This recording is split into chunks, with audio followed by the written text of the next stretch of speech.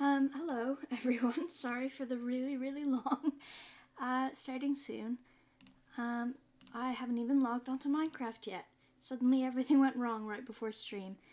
Okay.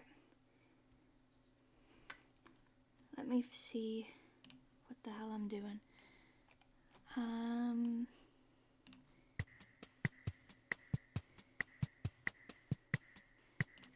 Okay, I'm not really sure. I do not, I think, medic if you're here, or, I don't know. Oh, thank you for the follow. She can't see your name. Malone, thank you for the follow. Medic, if you're watching stream, I do not have permission to speak on the charity stage. That's what it's called.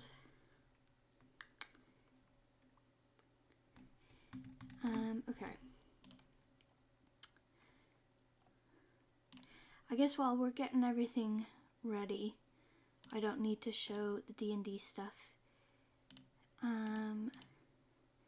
So let me get Minecraft up. Whoops.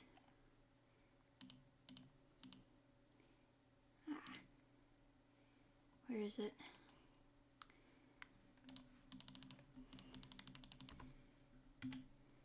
There we go. Let me bring it down. Way down here. Okay. So yeah, I'm not really sure. We really didn't work any of the main details out. Let me go back to the Discord. Here we go. Sorry, yeah, so I've got like 3 different things in my my ear. Oh, there's Beetle. Hang on, how do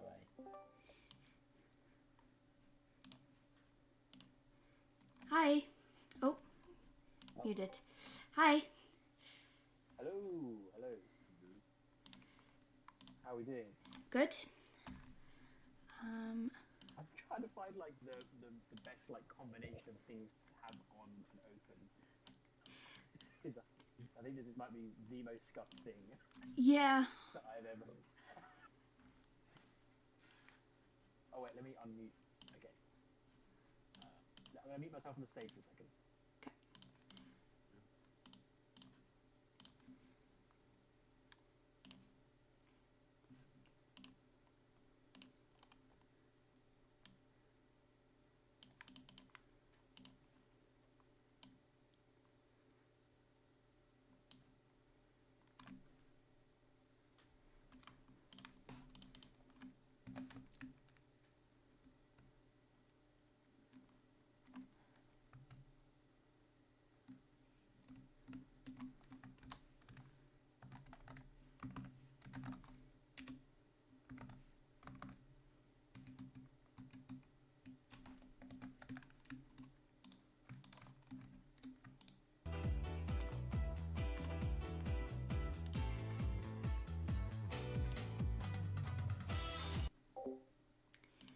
Are we all in Minecraft?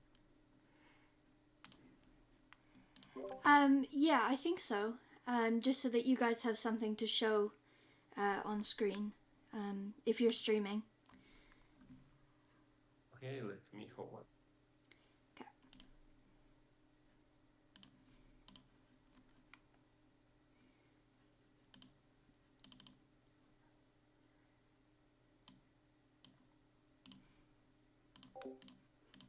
Is the sound fine, guys? The Discord call and my voice, is everything fine?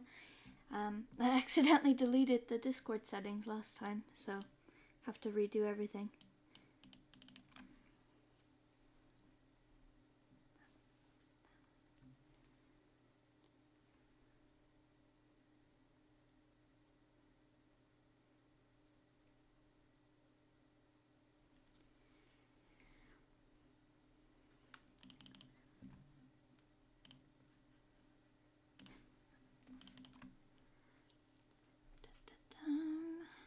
Feels weird to not have any music, but I wasn't sure what to put because I would definitely get way too overwhelmed.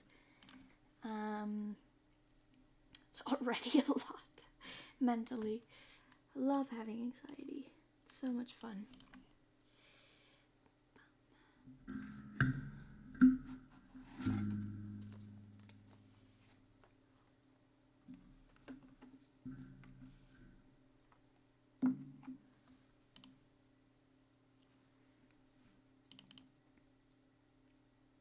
Okay, I'm back. Hello, sorry about that. Okay. Is the server lagging or am I just? Is mine lagging? I don't think. Ooh, mine's lagging You've badly. got ping 0, which usually means. Oh, is it really bad? I think it's just me. Oh no, you've got 1,000 ping. Yeah. And also, ping 0 usually means that it's really high. I don't think you have unless you're sitting on the server. That's very unlikely. Where's the thing that you built then, Peter? I'm really interested about that. I didn't realize you sorted that out. Yeah, well, I just built a little, like, I don't know how to explain it. It's nothing really, but, it's at my base. I'm lagging out of the game, though. Oh no. Well, do you need to be on? Well, I guess if we want to, we could go there. Yeah. We could not be on. I was thinking of maybe doing that because I don't think my PC can handle the streaming and Minecraft at the same time.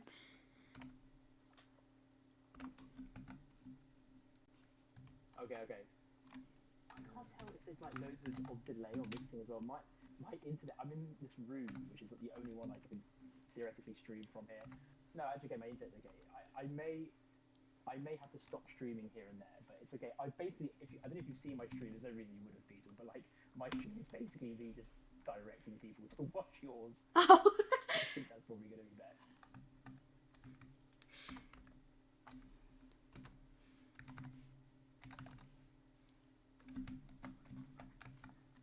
Also, is it just me or is Beatsling's stream very quiet? Oh, is it? Discord or my mic? Let me see. Mine's been. No, it's me. Okay, found. Oh, okay. You just have the voice. No, your mic is fine for me. Okay, I'm gonna have to leave Yeah, Minecraft. it's fine. I just had Google Chrome down using volume mixer. Wait, Beetle, tell us where the error is. Okay. It doesn't matter. Whatever. My stream keeps dropping down to 0 or whatever. Like, it's not handling Minecraft very well.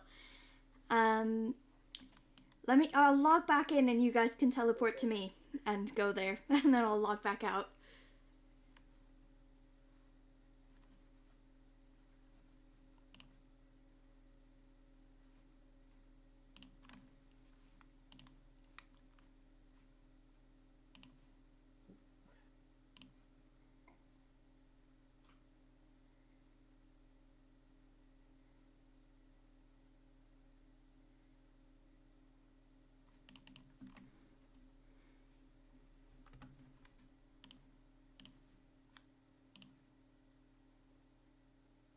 No, it didn't.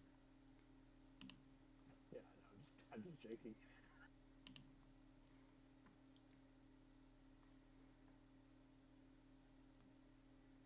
If you're struggling to get into the server, just don't worry about it.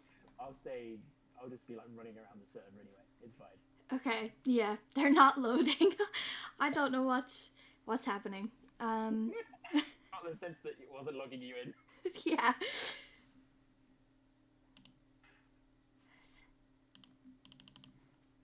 Okay, yeah, I'm not gonna bother trying with the game. It's not working. I'm sensing that Oblivion has forgotten. By the way. Yeah, I think so. That's a shame. If it's up to you. I know you said that 2 is fine, so that I want to make sure that we're not missing out or like we're losing some of your creativity and stuff. So if you want to invite someone else, by all means, like we don't have to like I don't know plug on if it's not right. But leave it in your capable hands. I don't know. Two should be fine. There isn't really anyone else to invite. Everyone who I thought would be interested, I invited, and then a lot of them never got back on whether or not they could join, so I think it's better to just go with just the two. Okay. Yeah, sounds good. Okay. Good. Okay. So I guess the first thing is, if I'm assuming neither of you have dice in real life, so if you go to Google and just type dice or DnD dice, it has a little Google thing where you have all of the dice that you'll need that you can roll there.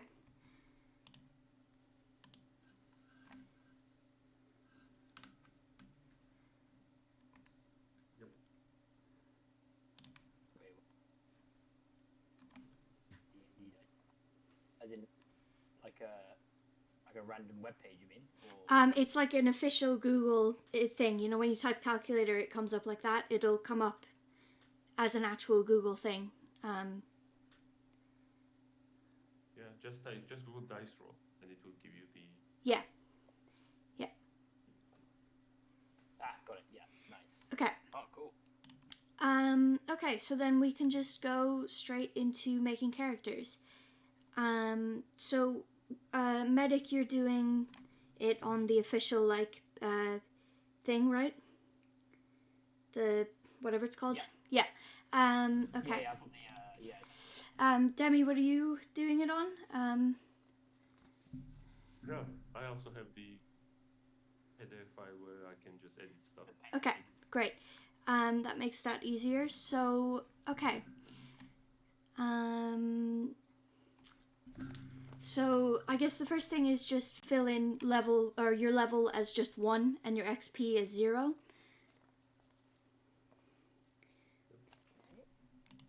Actually, let me pull it up so I can direct you where they are. Yeah, that's not really important, but that should just be at the very top. And then we do the fun stuff first. So don't worry, I read through the player handbook, so I have most of the idea of what's going on.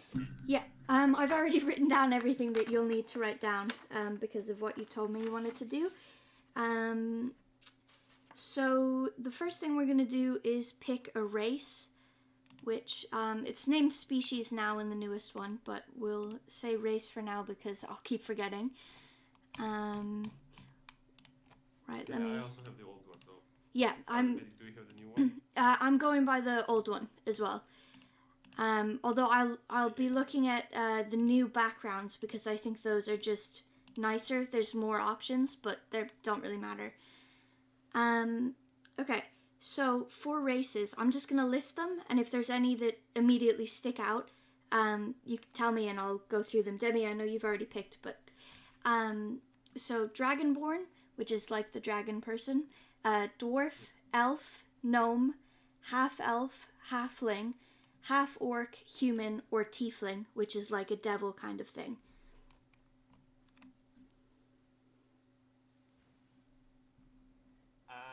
Wait, Dragonborn, Tiefling, what was the other one? Dwarf. You can be an elf, like a full elf, or a half-elf, half-human. There's a gnome, a halfling, and just a full human, and an orc.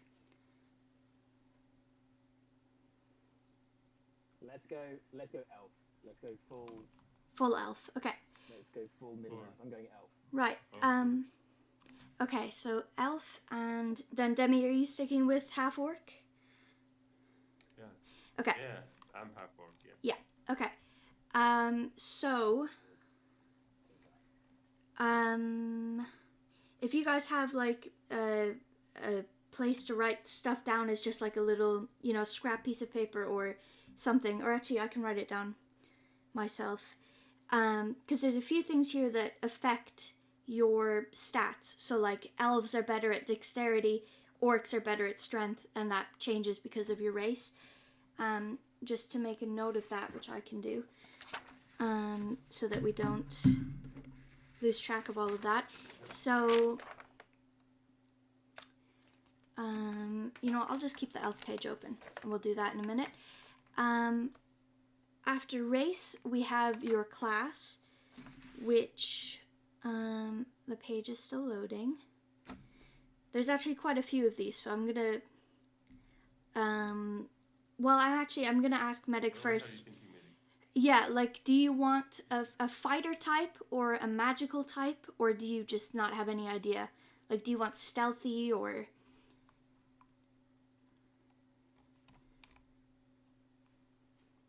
I think I've got to go magical.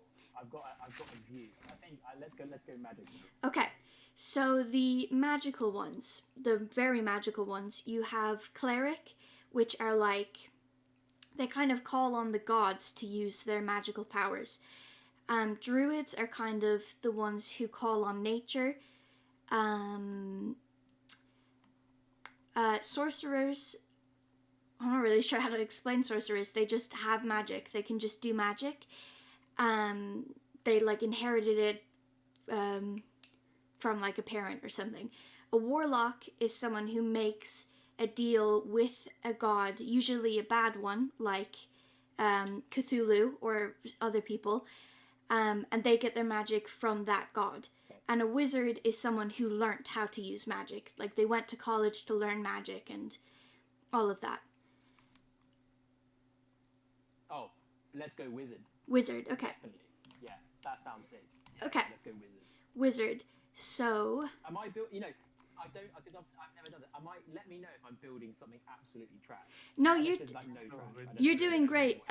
You're actually even just naturally picking something that will work well with what Demi's already picked, so that's great. Yes. Yeah. Yes. That's what I'm going for. I knew what Medic was gonna pick. Deranged magician. I knew for a fact. I've actually, Diesel, you know that you told us to like think about why we joined or whatever. Yeah. I've written, like a full-on paragraph. Oh, that's So good. I am, like, so. That's fun. You can. I knew, Debbie. I knew you would try and like find. You know what I was gonna go with. Okay, go ahead. Sorry, I'm getting too excited. Yeah, that's cool. You can use that to, you know, channel your character. Yeah. Okay. Next is backgrounds, but the book is not loading for me, so. Yep. The book has crashed. Okay. I can load the book. I can go through it. Yeah. Oh, it's coming back, I think. There's so many pages. The background, it's not... 300 pages. It is, 387. It's not loading quickly. Yeah. It is, yeah.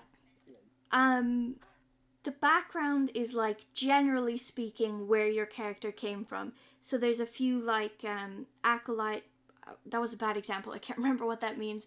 There's like a sailor, so maybe they had a sailor background. A farmer, they had like a farming background. You don't have to take those as like, that's exactly what your character did before this, but they each come with like little things. So if you were previously in the Thieves Guild, you might be better at stealth, you know, stuff like that. So you don't have to take it as this is exactly what it was, but it helps give an idea of the background and gives you a little bonus. Just to make it quicker, I think I can suggest a few backgrounds to Medic, because I think I have an idea of what to do. Yeah, go ahead. The first one, which might just be, is the Sage, which is basically, it says you spent years learning the lore of the multiverse. And what do you get? You get love Arcane. that. Okay. Yeah, I know you love it. Okay, are you going with Sage? Yeah, let's go Sage. Okay, Demi, do you have one in mind? I still can't get the book to load. Yeah. I'm a soldier. Soldier, okay. Okay. We're gonna tear this up, Debbie. Right, Oh, okay. by the way, Yeah? I think Medic has to roll for his special, right? Later. Yeah. Okay. So next, so you can go ahead on your sheet, fill in your race and your class, just at the very top of your sheet. And I don't know if you guys want to name your characters something other than Medic and Demi. There's a really good website for randomizing names for D&D if you want it. It does help, like, roleplay-wise. It helps if you have a different name. so that like I can refer to your character's name, and you know, it helps you get in character. But obviously, it's a one shot, so if you want to just name them Medic and Demi, you can do that. No, yeah, I have a name. You have a name? Great. I've got a name as well. Okay. So you can. Medic, you go first. You do not realise how like into this I am. Okay, well, I'm glad. I'm really glad you guys are into this. Okay. Yeah, so you can fill in your name, your class, and your race. Oh, and your background as well. Should just all be at the very top. And then your health is based off of a few things. God, it's really confusing. It's a lot of back and forth. Okay. I think we'll do... Right. Well, just quickly, your proficiency bonus at level 1 is always +2. So if you just go down, it's under inspiration at the very top. If you just put a +2 in that, that's very easy to get out of the way. Yep. Okay, now we'll do skills quickly because we need to get that out of the way. But this is just, you'll have to add a lot of numbers to these. I'll tell you what numbers, but this is going to be your base stat, and we'll add numbers based off of your background and your class and race. We'll do that in a minute. I know it sounds confusing, but I'll get those numbers down in a second. So for skills, there are 2 ways to do it. You can do it sort of with a gamble, where you roll 5 d6s, which is just a 6-sided dice. You take the 4 highest numbers and add them together, and then you do that for each of your main skills, for strength, dexterity, constitution, intelligence, wisdom, charisma, and you can assign them like that. And it's a gamble because they could all be really good, they could all be really bad, they could all be in the middle. You know, you could be good at some things, bad at others. It does give you a bit of freedom to choose, because if you roll really high, you could say, okay, I'll put that into dexterity because I know I want to be dexterous. But it is a gamble, essentially. Or there is a point buy system where you have 27 points to buy points in the skills. It's not a 1-to-1 ratio, so I'll send that to you if you want to go with that. But that just gives you the freedom to pick exactly what number goes with each skill. Or we could also do the standard ones, right? 15, 14, 13, 12, 10, and 8. But I feel like that might be the quickest and less confusing. Yeah, I've never done it that way, but we can do that. Is that just you have those numbers and you assign it to each one? Yeah, I think it was in like, yeah, it's in the player handbook, yeah. Okay. Yeah, we can do it that way as well. Yeah, because I don't trust either way. I don't trust my rolls, and Yeah. I don't trust my ability to buy, because I'm just gonna... Okay. I'm gonna think, I don't need charisma, and then I'm gonna have like -5 and die. So, Okay. Okay. Right, we can do that. Yeah. So I actually do have the numbers if we want to do that first. So Yeah. the numbers in the handbook are 15, 14, 13, 12, 10, and 8. So medic, it's like that's like 6 numbers, and you have 6 stuff, right? If you see strength, dexterity, constitution, intelligence, wisdom, and charisma, right? So you kind of like have to choose Okay. which number you want. Those my numbers, Wait. or? Okay, yeah, so you have the six things on the right, on the left, you see? Your stats. On me? Yeah, on your character sheet. Like strength, dexterity things on the left. Yeah, I've got them all, yeah. Yeah, so basically I'm gonna list like 6 numbers, and you have to choose which number you assign to which stat. Yeah. Okay. Oh, So, what are the numbers?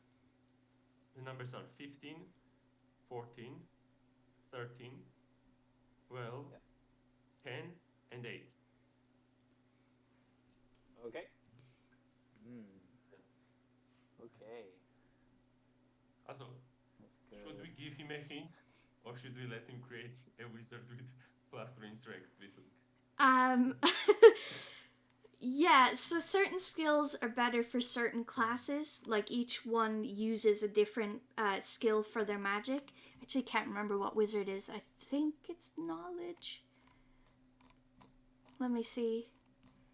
Ooh, Yeah, it should be intelligence. Intelligence. Okay, yeah, wrong Yes, one. All Okay. right, sweet. I've already got that. I'm already there. Okay. I'm way ahead of you guys. Okay. Cool. Let's go. Yeah, I don't care about that. Okay, I'm gonna go 8 on strength. You need to know my numbers, right? I would like to know them. I don't need to, but I want to write them all down so that everyone can see. Beatles, are you?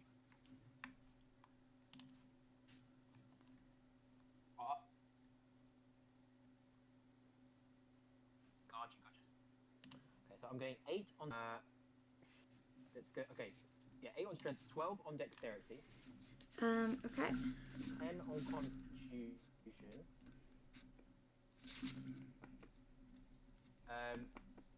15 on intelligence, and then 14, 13, going down from there. 14 with wisdom and the other one, 13.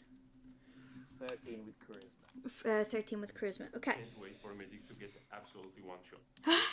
So, That's already happened in Baldur's Gate. I already built one like this. So I got wiped out. okay. So medic, you see how there's the little circle right underneath. So on strength, there's the box, and then underneath is a little circle.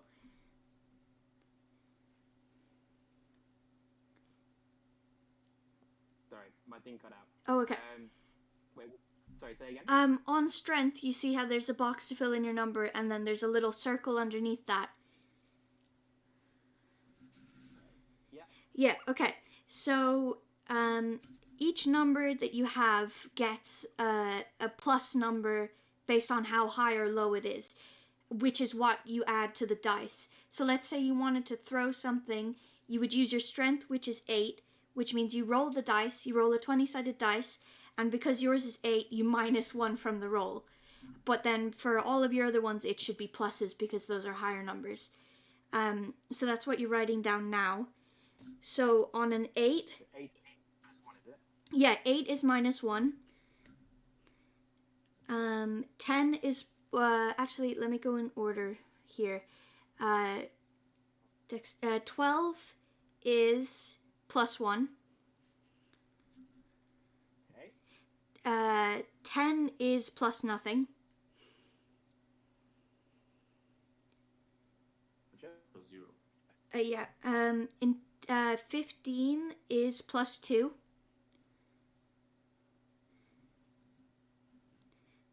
Okay. 14 is also plus 2. And then 13 is plus 1. Yep. And that should have, you should have a little plus or minus with each number, yeah? Cool.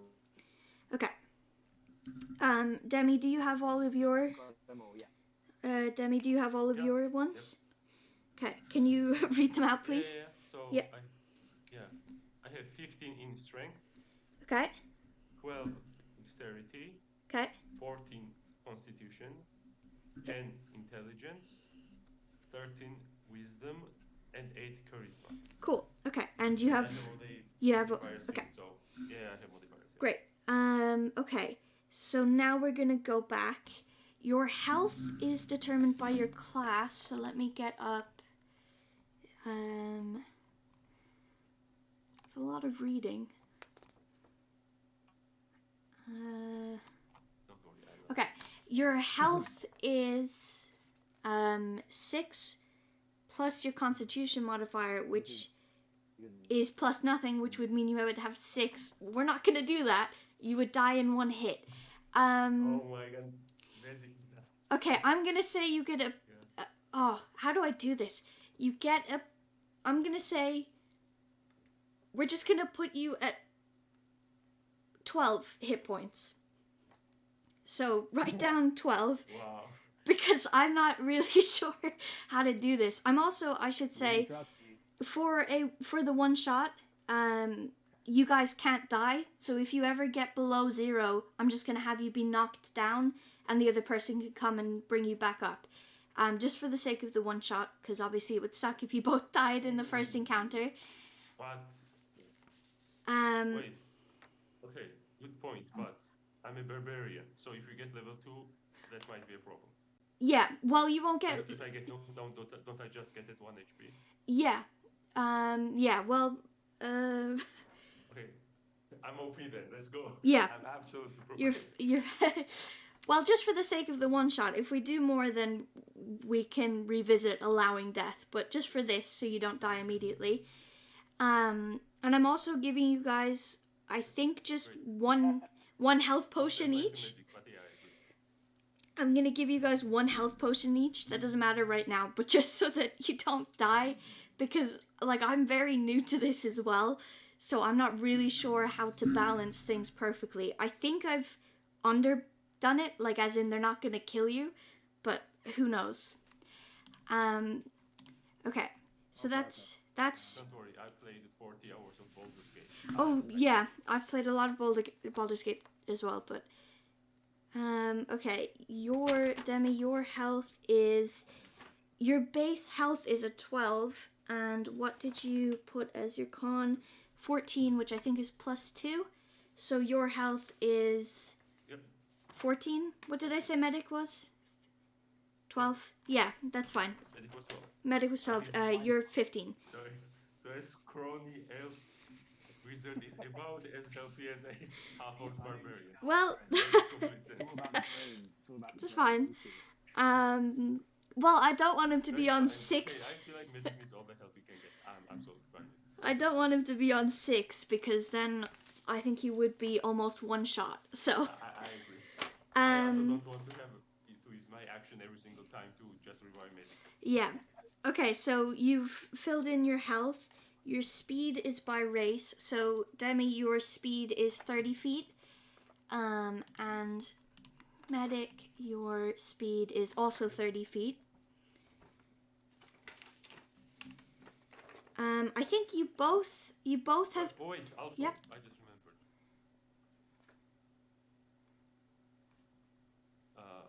Shouldn't we do our race benefits for the stats now? Oh, So yes. They might affect some stuff.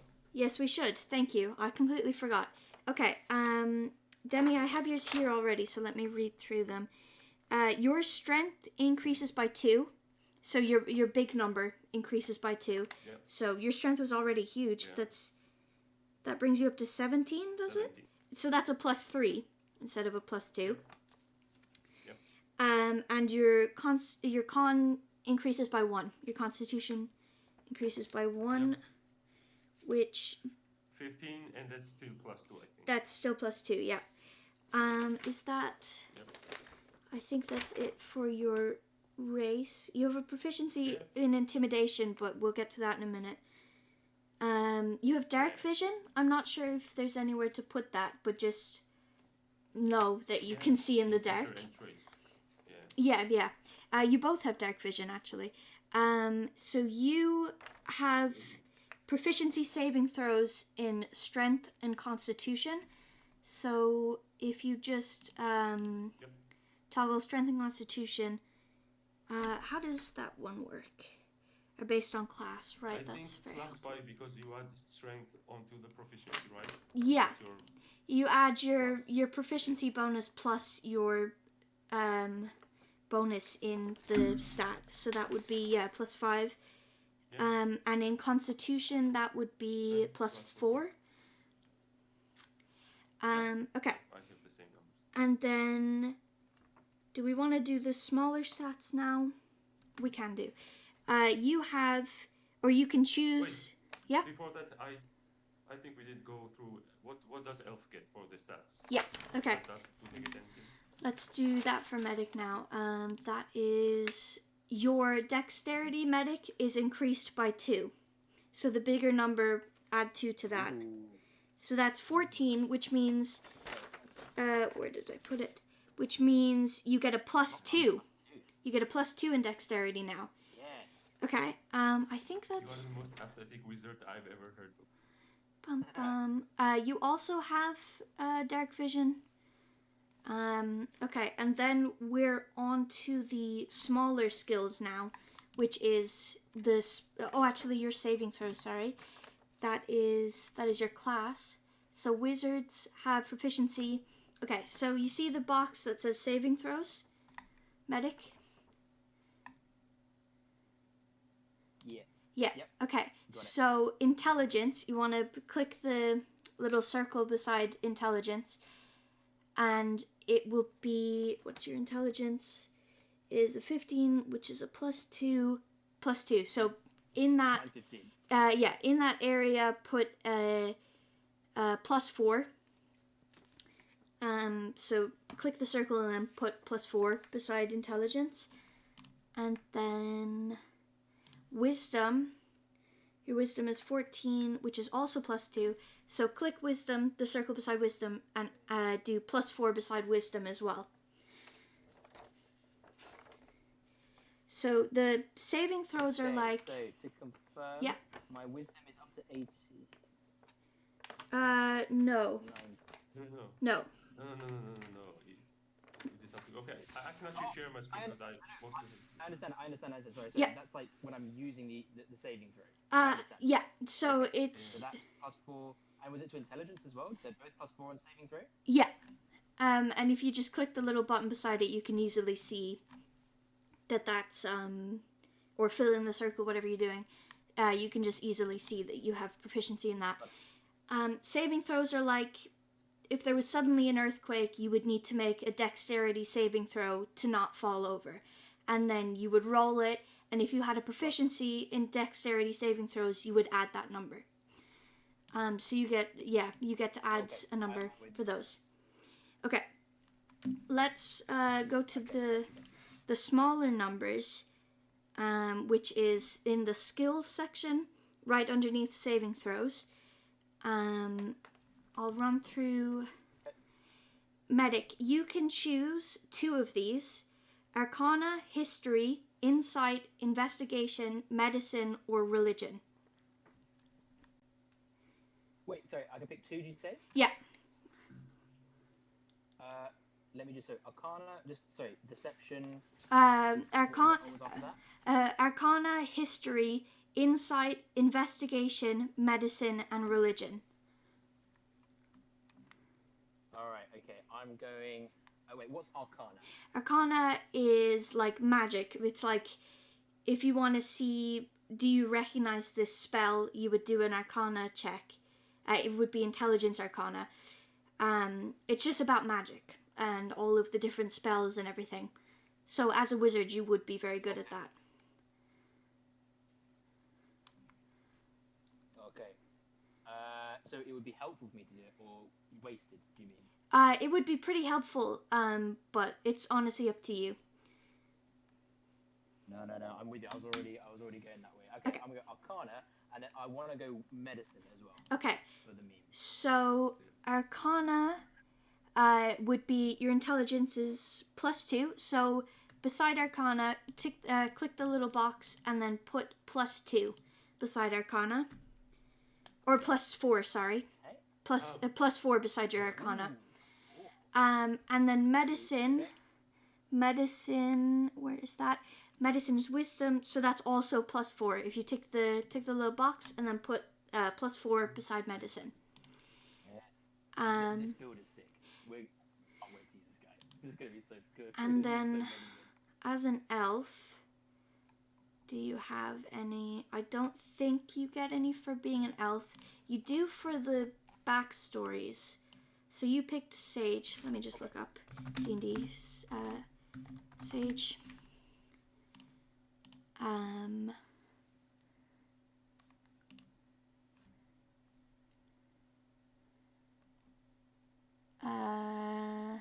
Oh, you get... Okay. So because you picked Sage, you already got proficiency in Arcana. So do you want to pick something else instead? Or as well as? Ooh. I think you need to be honest. So the ones left are History, Insight, Investigation, and Religion. And you already have... Let's go.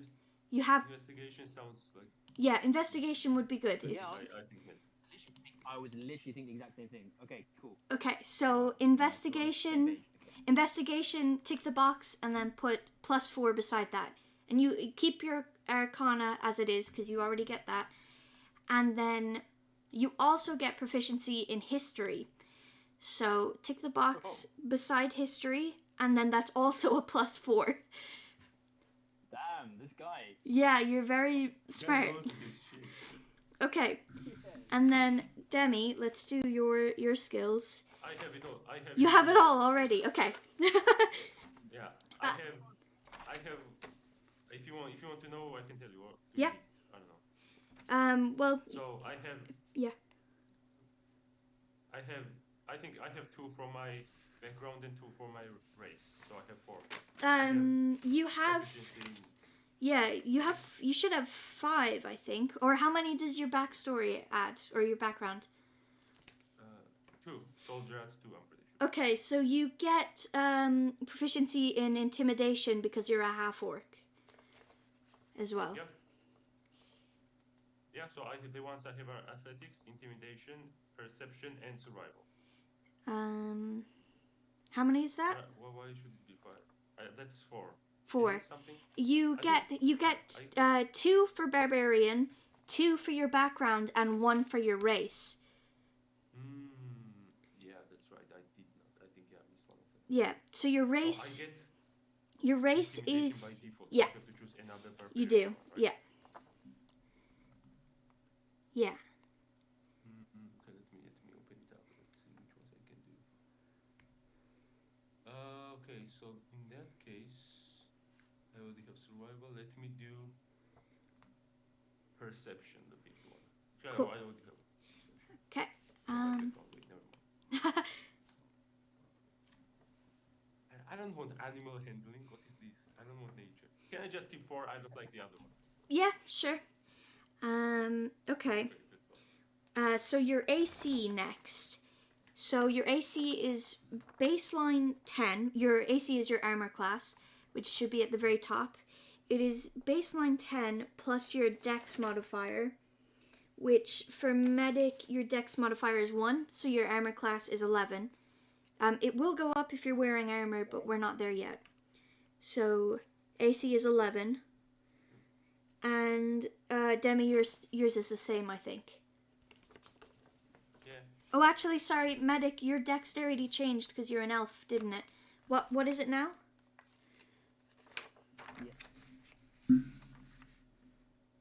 Mine is 14. 14. So you have an AC of 12.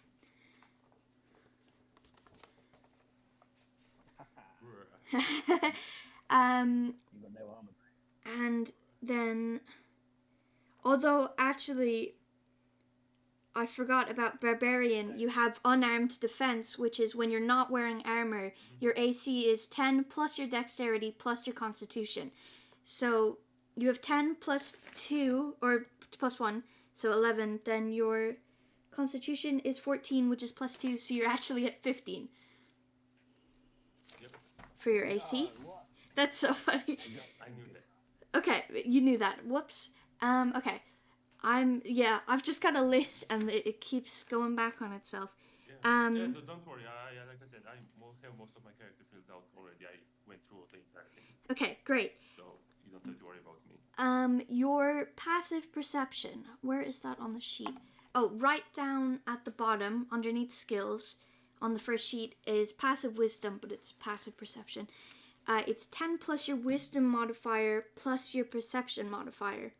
So your wisdom modifier medic is plus 2. Do you have proficiency in perception? I don't think you do you? No, I do not. No, so your passive perception is 12. Where? I see. Yeah. Passive wisdom. Passive wisdom, yeah. Okay. And then Got it. Demi, yours is... And mine is 14 because I have plus 1 wisdom and I Oh, yeah. have, Okay, great. proficiency in perception. So that's just how perceptive you are generally. I'll roll a dice, and if it's above the number, or... How does that work? Oh, God. I can't remember. Whatever. It's just how generally perceptive you are. Your initiative, which is up at the top beside armor class, that is your dex modifier, which I think for medic that is +2, I think. Yeah, +2, and demi that is +1. +1. And then language, where is that place? I think language is on a different page. Where is that? For me, it's bottom left of the first page. It's other proficiencies in language. Oh yes, sorry. Yeah, Okay, languages. You medic. You I have a common and orc. common and orc. Okay, medic. You speak common and elvish. Do you guys get bonus ones? I don't think so. No. Okay. No, I don't. So yeah, medic you speak common and elvish, and demi you speak common and orcish, and then right, the spells. Let's quickly do something else. Spell slots are based on class, so Oh no, medic is gonna have to juggle spell slots. yeah, yeah. So the way it works, I mean, you've played Baldur's Gate, right? Yes, a little bit. Okay. Sadly. Well, so you have your spells and you have a different thing called cantrips. They're both spells, but only the ones labeled spell take up spell slots. So you can use the cantrips indefinitely, basically, but the spells you only have a limited number, which for you is 2. So you can, is it actually? I read that wrong. I think it's 2. I think it's 2 by default for everyone. I believe. Well, yeah, I think it's 2. Only for level 1. Yeah, it's only first level, so I think it's just you. Yeah, you have 2 spell slots, so you can. Does it not say how many spells you can learn? I guess you can technically learn infinite, but you can only choose a few. Okay, here we go. You get. Let me backtrack a second. If we go to the 3rd page, it does for some. Yeah. Okay. For the cantrips and spells and all that. Yeah, for some reason it doesn't have a place to put how many slots you have, but you have 2, which is how many times you can use a spell in a day. Then you have. Okay, then I guess you can choose your spells and your cantrips, which let me bring up the thing. So you get, at level 1, you get 3 cantrips, and you get.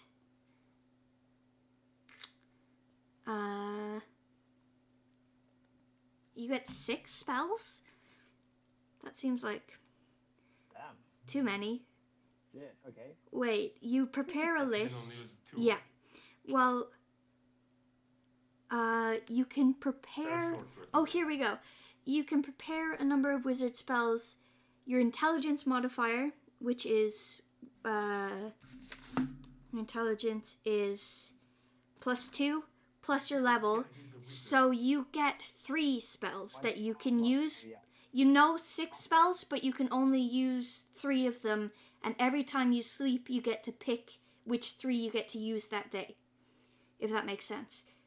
I completely understand. Yeah. Okay. And that happens because you're a nerd wizard. If you were a sorcerer, you could have just said all of the spells. Well, I think you get less. You do get less, I think, with the other ones. Okay. Now how do we do a list of spells? Because this is going to be a lot of words.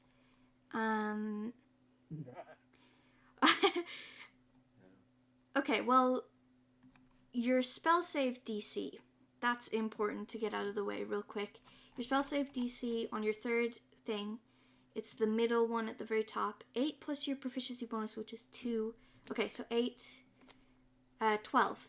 So if you put 12 in your spell save DC, medic, I don't know what spellcasting ability is. I'm gonna pretend it's spell slots. So if you just put a 2 in that, and we'll say that that's that's the thing. So when you cast a spell, Okay. you'll bring that down to 1, and if you cast another, you can't use any more spells, but you can still use your cantrips. Okay. Well, actually, I don't know which character sheet you have, Medic, but in the one I have, do you not have like slots for each spell level? You should. I do, yeah. I It should goes do up to like. Oh, Yeah, there it is. Let me Okay. just write it there. Yeah, sorry. Level 1, 2 slots total, yeah. Yeah. What Demi said. Sorry, I didn't see that. Okay. Now I just have to get up a list of spells for you. This is gonna be a lot. Also,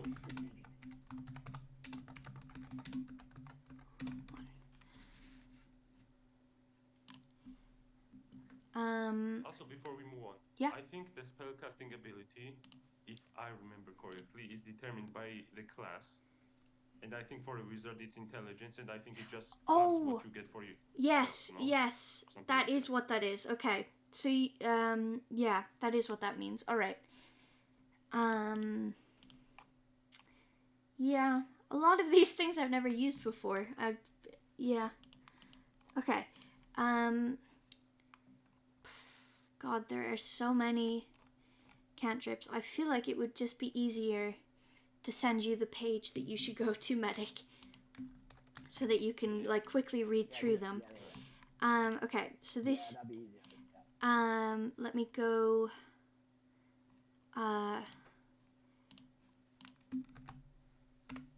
Okay, if you go there, there is cantrips, so you get 3 of the ones that are in the cantrip section.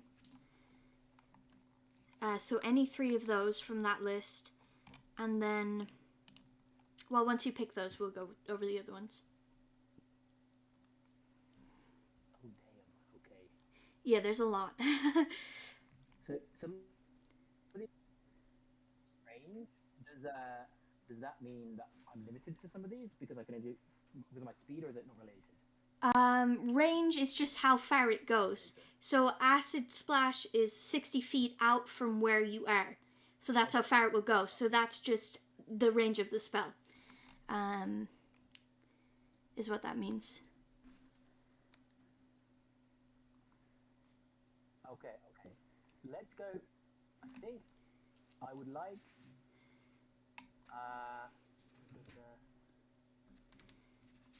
What is this shit? Hang on. Have you got something to sort out for Demi? Because then I can go through these. You guys sort out something else maybe.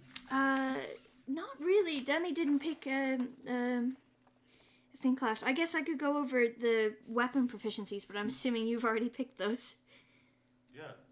Yeah. Yeah, I also kind of have, yeah. But we can just go through, so... Well, let me see, because I've written down what you should have in your inventory.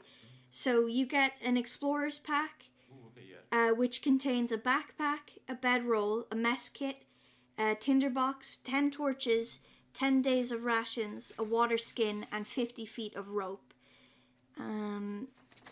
Which is a lot. You can just write down explorer's pack and I'll remember what's in it, and you can ask if you'd like. And I'm assuming rage is technically a spell, isn't it? You don't have to like do anything to cast it, but you can. It is. Yeah. Would you put that in your spell maybe? Your spell space maybe. I'll put it in my cantrips. Yeah. So do you have everything that does, or do you know what everything that does? Yeah, I know what the rage does. And you have proficiency in a lot of things, but I don't think you really need to know that stuff. Oh yeah, and your starting equipment also, you get a great axe or any martial melee weapon. Yeah, actually, can I only have a shield? Only a shield. Yes. You can. I'll write down. Yeah, yeah, how much damage would a shield do? Because I will, I do think you should have something to fight with. So if you're gonna have only a shield, I have you proficiency in unarmed combat. unarmed combat. Yes, you do. Okay, okay, so that's fine. That's what I'm going for. Yeah. Right, shield. So you have a shield. Okay, so we can ignore the 2 weapons. Okay, all of the starting equipment for Barbarian is weapons. So, you don't get any of that. Okay, that's fine.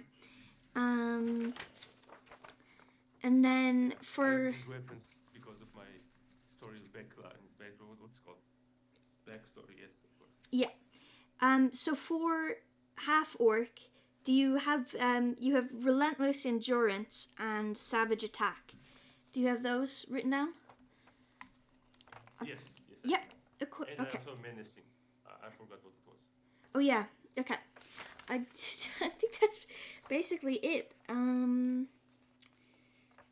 Unless I think. I think also my hit dice is D12, right? Yeah. So that's your base health is 12 plus your Constitution and plus your Wisdom, or sorry, it's your base health plus your Con plus your Dexterity because you're not wearing armor. So you get extra for not wearing armor. Yeah, okay, so it's actually 15 nice, Yeah. I missed that.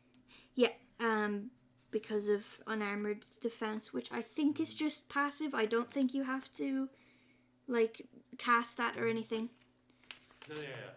So actually one thing I want to actually just make sure. For my AC. Yeah. So, my AC was what? Just go through it. The base is 10. And then it's plus your, let me see, it's plus your Dexterity modifier. Okay. And normally it's plus your armor, but because you have unarmored defense, instead you could plus Constitution, so that would bring you to 15. Plus, wait, wouldn't that bring me to 13? So 10 plus Dexterity plus Const, right? Yeah, sorry, did I get your numbers wrong? It is. No, it is.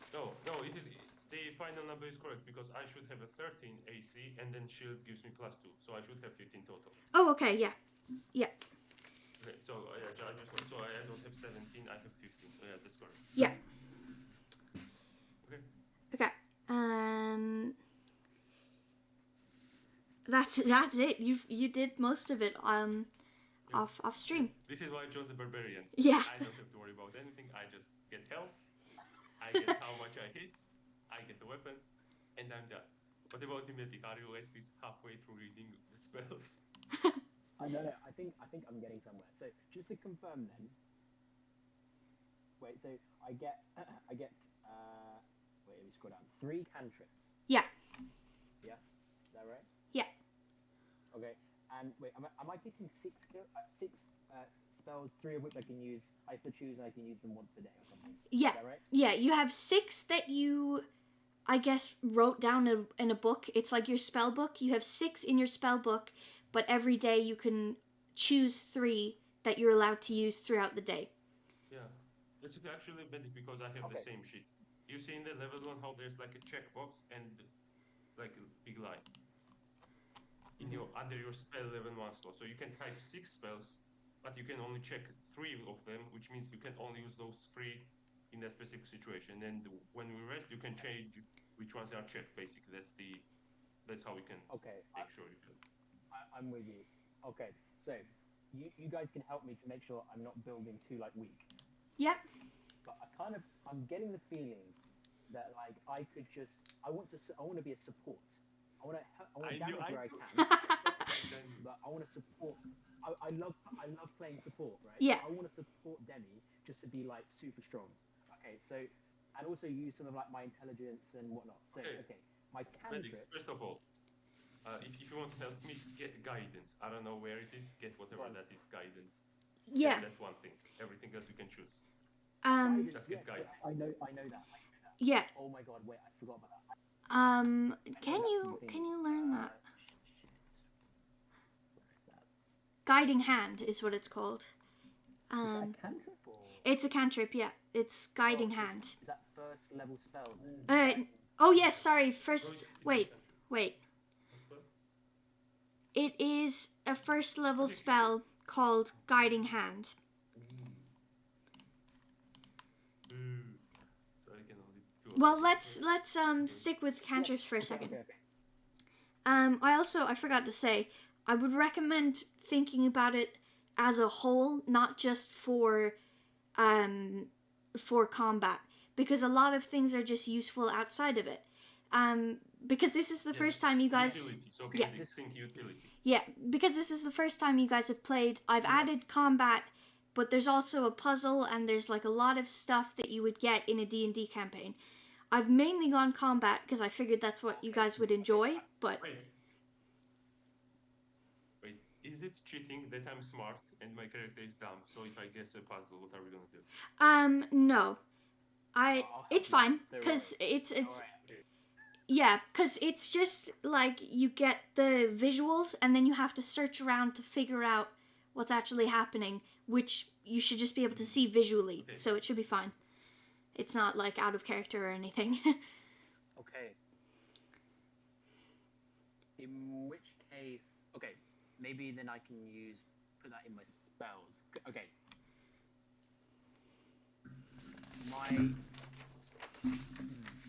Okay.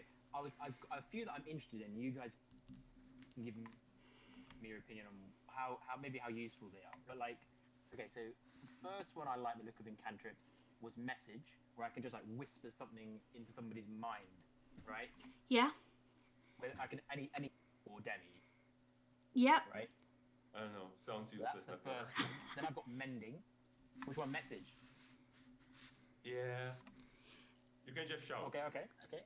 It is generally useful, but I don't know that you guys will be split up a lot throughout this, so for this, maybe not. But it is generally a good cantrip. Okay, because I was thinking Also, maybe that would be very helpful. But I was go on. I was just saying, you medic, you need to take into consideration the components part.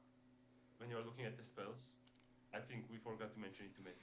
It says component, like VSM and stuff like that. The components, is that like what you have to have on you? Or are those... Yeah. I mean, depends if it has an M, like for material components, right? So Okay. for example, message you said, right? Yeah, I Then think... to use that, you need, I think, let me see. You need something. Yeah, I think... a short piece of copper wire. I think we go lenient on that stuff for this, and just assume that because you know it, you would have all of that stuff on you. Like, you would bring that with you, because you know it. Okay. I think... Yeah, okay. Wait, then ignore. I was gonna say, Okay. be mindful of that. Although, actually, you should take into consideration the difference between the duration, because concentration means that you cast it and you have to concentrate on that. If you do anything else, you can break concentration and the spell will stop casting. Which is just useful to keep in mind, but I don't think it really affects much. Okay. Fine. Okay. My thinking with message would be that if we're in a situation where I want to tell Demi something, but I don't want the people I'm with to hear what I'm saying. Yeah? But that's quite a specific situation. Well, I actually, can just... First thing, I think the one I made. Oh, wait. I'll... Medical wizard. I will give a little hint that message wouldn't be completely useless. So you could pick that if you would like. It wouldn't... You maybe would use it. It is a cantrip, so actually you would probably use it. That's okay. Okay. That's just what I have a several. So okay. And then there's mending, which maybe is less helpful, really. Prestidigitation looks kind of cool. Yeah. I like Spell is a that one. magical trick with blah blah blah. You create magical effects within a certain range. I guess like sort of like to distract and do all this sort of stuff. Some of them fairly similar. There's one that's called Minor Illusion as well. Yeah. I think that's a bit better because that's got a larger range and then there's less like requirements, I think.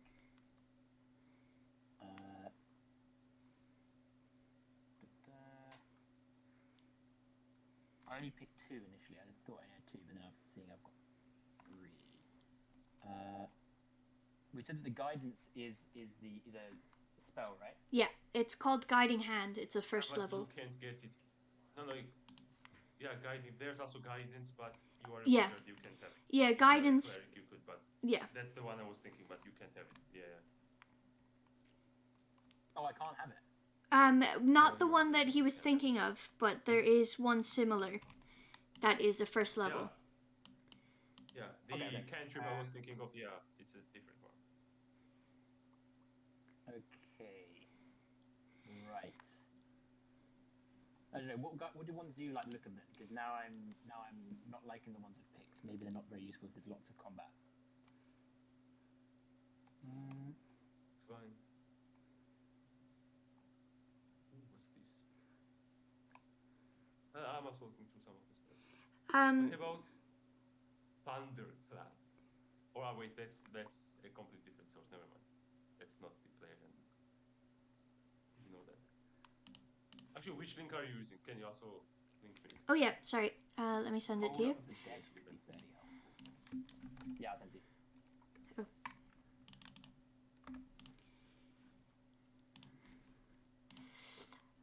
What was it? Toll of the Dead. What does that one do? And the sound of a dolorous bell fills the air. The target must succeed on a wisdom saving throw. What does it do, though? I'm sure it does. Or they will take 1d8 of necrotic damage. And if they are already missing hit points, instead they will take 1d12 of narcotic damage, which is pretty good.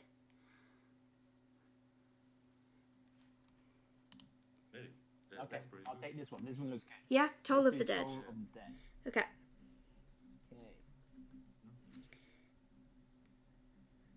Okay. Okay. Cool. Wait, it says source Xanathar's Guide to Everything. Can we also use stuff from that? Wait, what? My issue is that I've never gone outside of. I'm looking at it. Oh. I'm not against anyone using things outside of the main stuff. The issue is just that I don't have I don't know anything out of the main 5e. So you can, but it would be harder because I'll have to look up everything.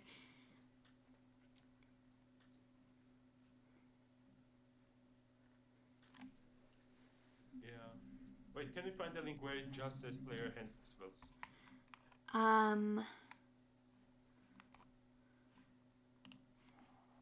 So there is no Xanathar's Guide. Okay. Probably D&D Beyond. You know what? Actually, I should have just been doing that the whole time. Right. Let me go to D&D Beyond. Yeah. Okay. Yeah, I think I found something.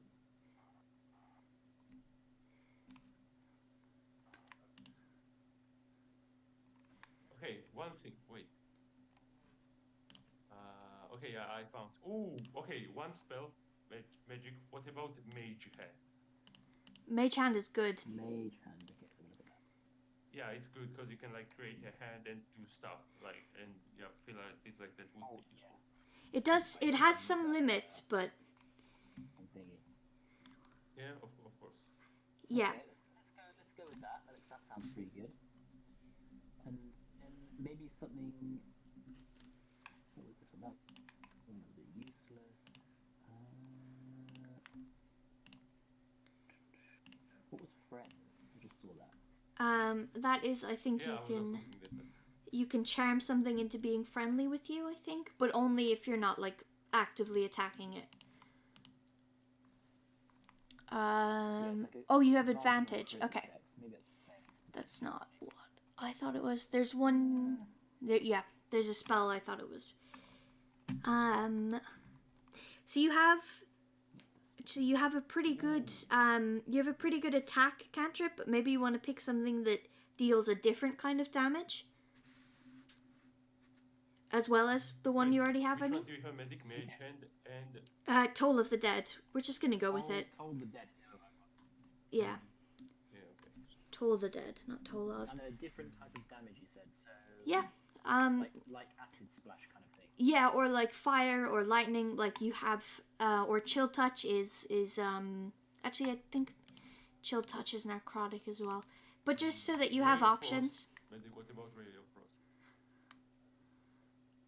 Because you damage them and you slow them with the Ray of Frost. Ray of Frost. Okay, let's go with that. Okay. Ray of Frost. Okay. So those are your I cantrips. need to quickly. Sorry, I need to quickly move where I am so that I don't like Yeah. keep Okay. you awake. Let me move my laptop and stuff. I'll be 2 minutes, okay? Okay. Yeah. Okay.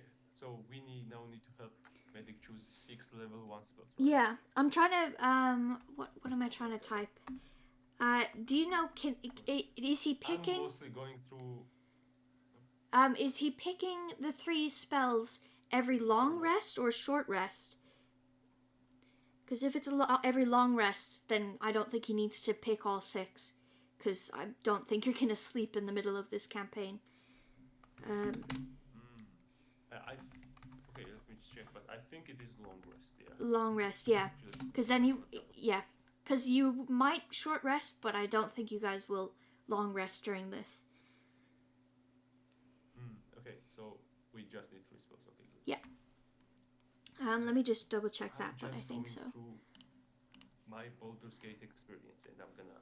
recommend this. Yeah, if wizards can learn, what is it called? 'Cause the ones I have in mind are. Magic missile. Magic missile. He should get. It cannot fail. It always hits. Yeah. So- that's what I was thinking magic missile. Yeah, I was thinking magic missile. I was thinking sleep, and something like false life maybe. Ooh, false life is good. Yeah. We can just wait. I'm just. Yeah.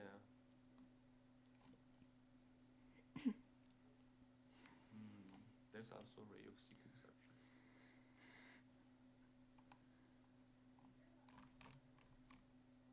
Ray of Sickness is also pretty good.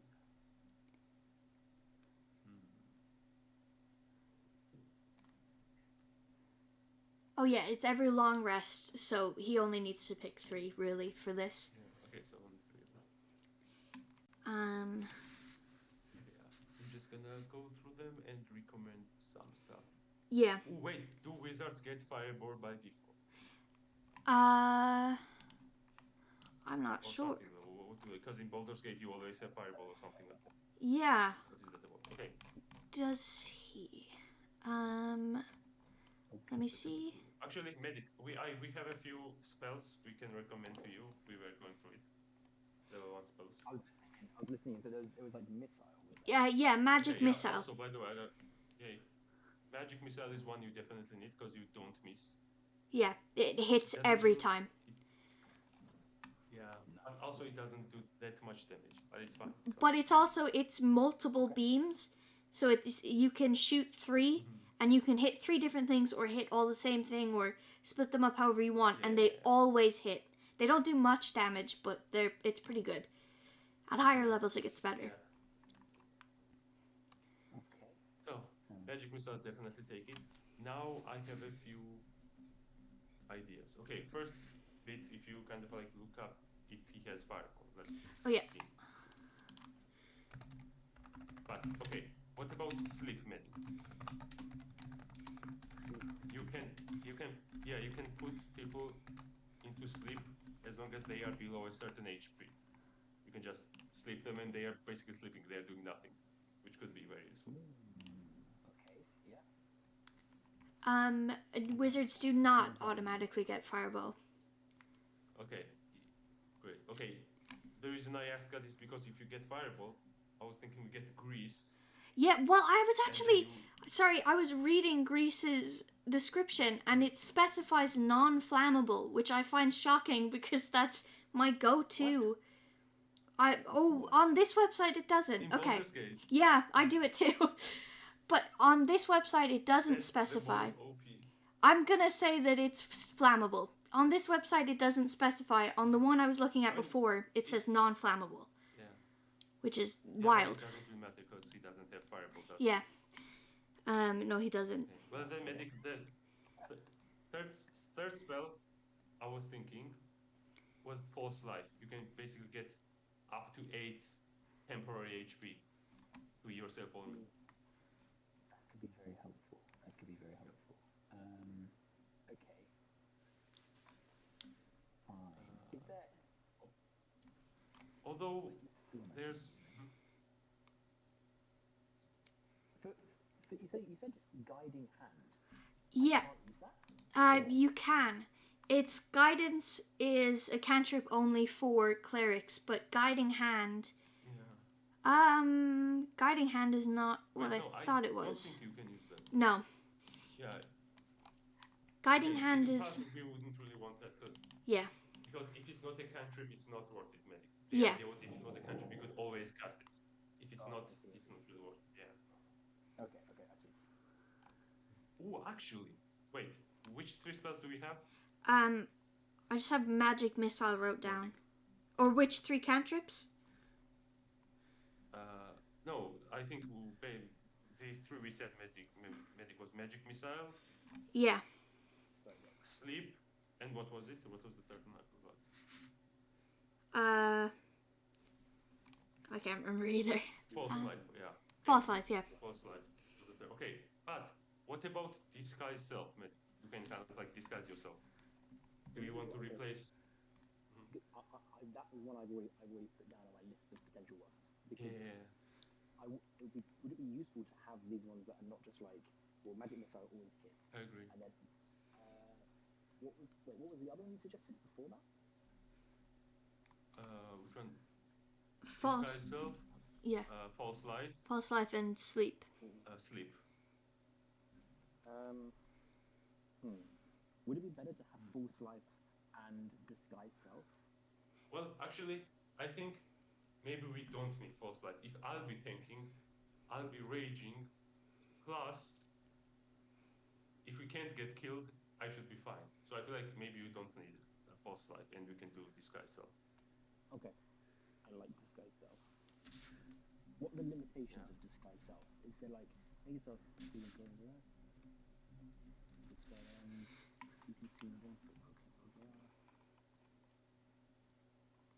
Okay, so it seems like it's fairly reasonable. Duration 1 hour. Okay, that's pretty nice. Okay. Yeah. And they must succeed investigation against your spell save DC. What is your spell save DC? Wait, how much is it? My what? Your spell save DC. You should have it in your like the middle number in your third sheet. I have no idea. What is Okay. Like in your sheet where it's like spells, cantrips, and things. There's also spell save DC on the top right. No, I know. I think you. Okay, let me figure out what it was again. 8, it was 12, I think. 8 plus your proficiency, which is 2, plus your intelligence modifier, which is 2. So 12, I think. Yeah. Okay. Cool. 12.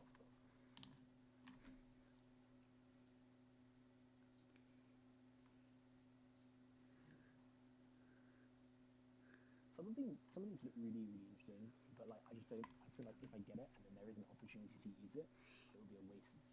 Yeah. I think Welcome that's to the life of a wizard. that's why it's so useful to have the 6. So if you're playing a bigger campaign every day, you get to pick which ones you think might be useful. So if you're playing like a multi-day campaign, Microphone cut out.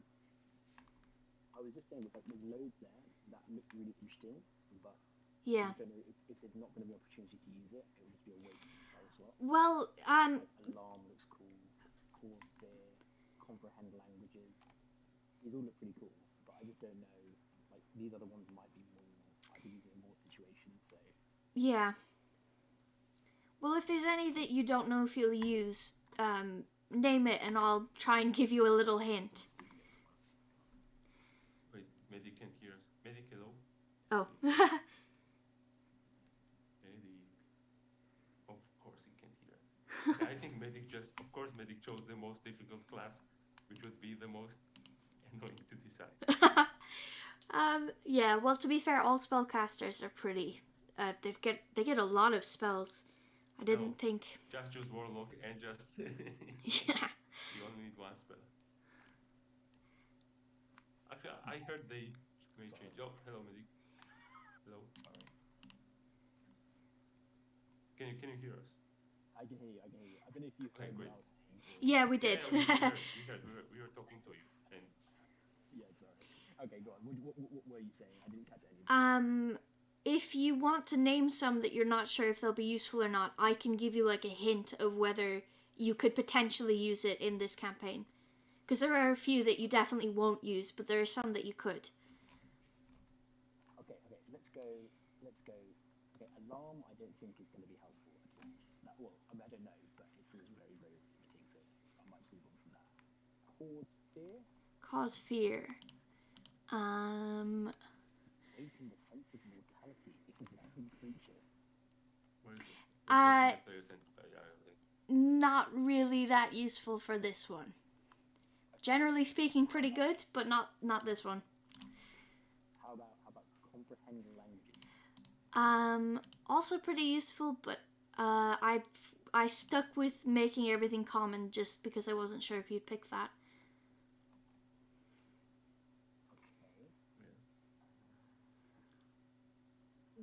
Detect magic, though. Detect magic could be useful. That's always useful. Yeah. Detect magic.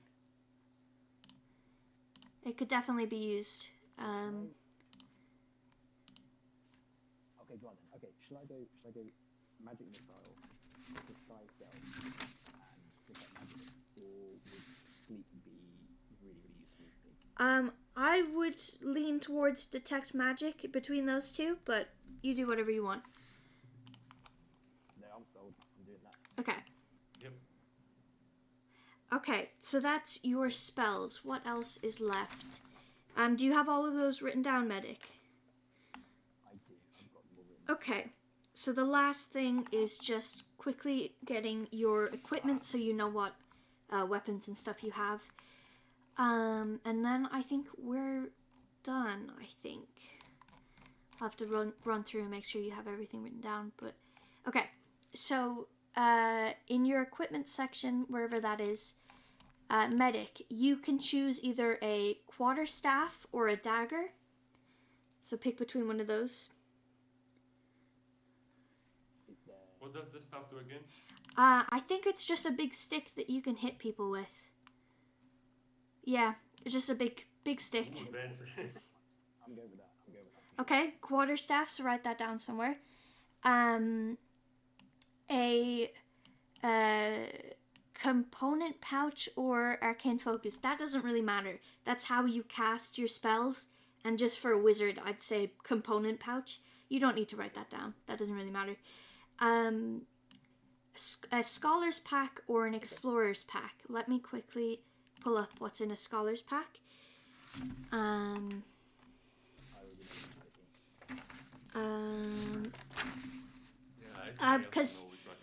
Because Demi has the explorer's pack already, so if you wanted to go different.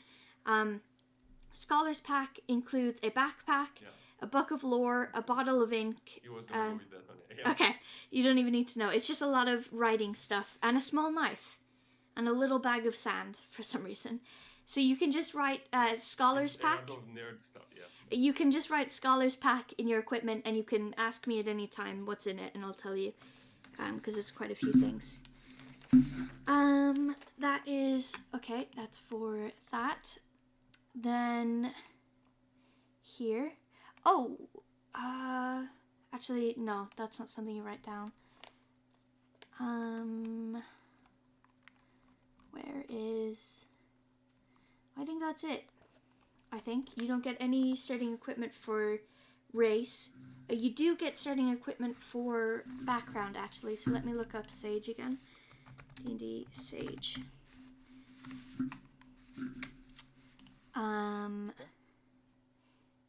You get.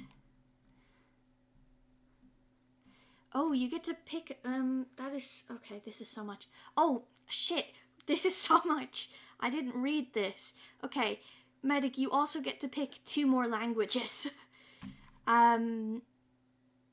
Which where is the... let me get a list of D&D languages. I should have read this. Okay. You have common elf, I speak or. Yeah, so the standard ones, Dwarvish, Halfling, Gnomish, Giant, Goblin. Oh god, there's so many.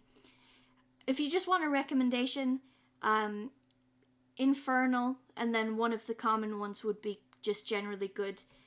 Or, there's so many here. What kind of language do you think your character would have studied?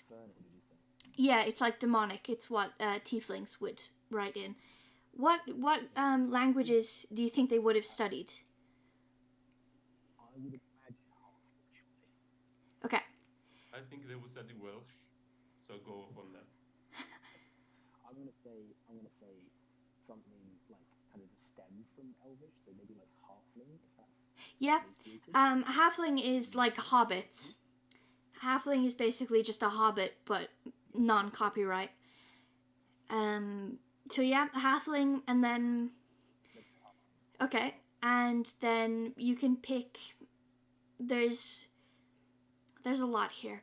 I would just recommend Infernal. It's just always good to know. Did you say what would be helpful? Let's go Infernal. Okay, so you know Infernal, Halfling, Common, and Elvish.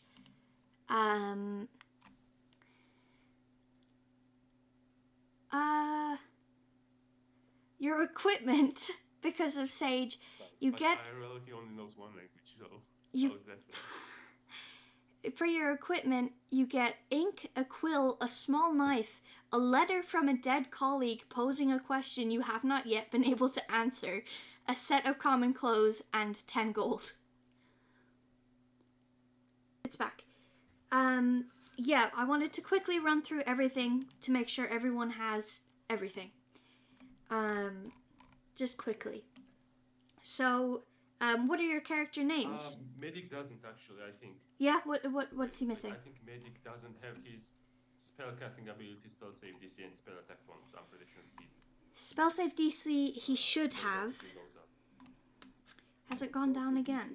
No, it hasn't. Okay, yeah. You should. Okay. So 12 for the DC. Medic on the page with the spellcasting everything. The three things at the very top. Which ones do you have filled in? DC for 12. Spell save DC. Okay. Not actually sure how to get spell attack bonus, so let me.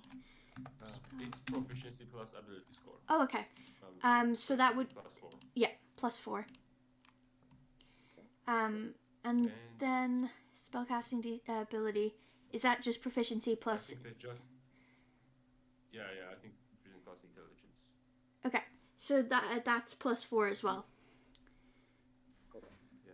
And just so I think I understand correctly, spellcasting ability I think means on his attack, on his spell rolls, what he gets +4, right? I think so. On whether they succeed or not. Okay, yeah. Spell save DC is what What? your Yeah, enemies have to roll. yeah, to be able to Okay. To survive dodge something? or Yeah. not get affected. And spell attack bonus is what? How much bonus damage the spell does? I'm not actually sure. Spell attack bonus. What is that? Some spells require that, Okay.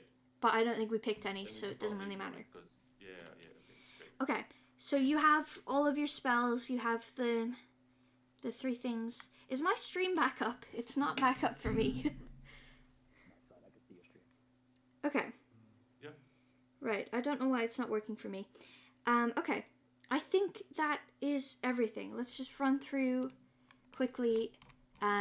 What are your character names? Go on then, you go first. I don't like how he laughed. I don't My either. character's name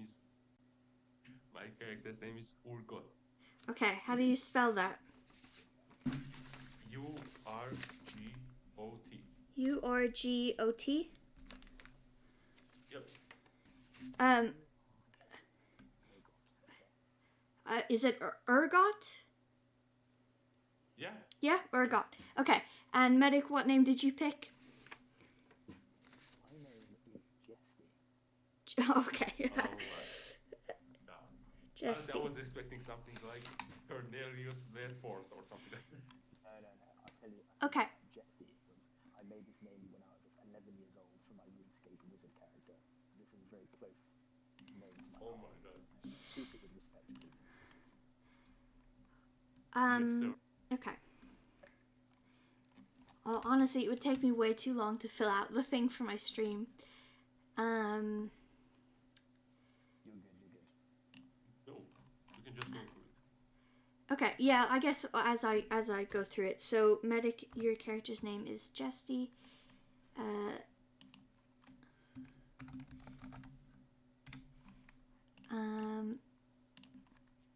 Ooh, medic, what's your align? Oh yeah, alignment. As in, is that like good or bad? Yeah, it's so Chaotic, orderly, or what is the other one? chaotic, neutral, or no, chaotic, lawful, and what is neutral? I think chaotic, lawful, neutral. So you can be chaotic good, chaotic evil, chaotic neutral. You could be neutral. Let's go chaotic good. Chaotic good. That's a good one. I'm chaotic neutral. Chaotic That's neutral.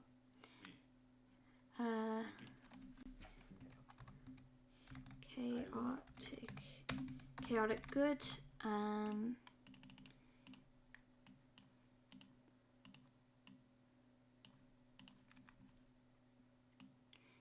Okay, medic, you went with sage as your background. That's correct. Your class is wizard and you were level 1. Level 1 wizard. You are an elf.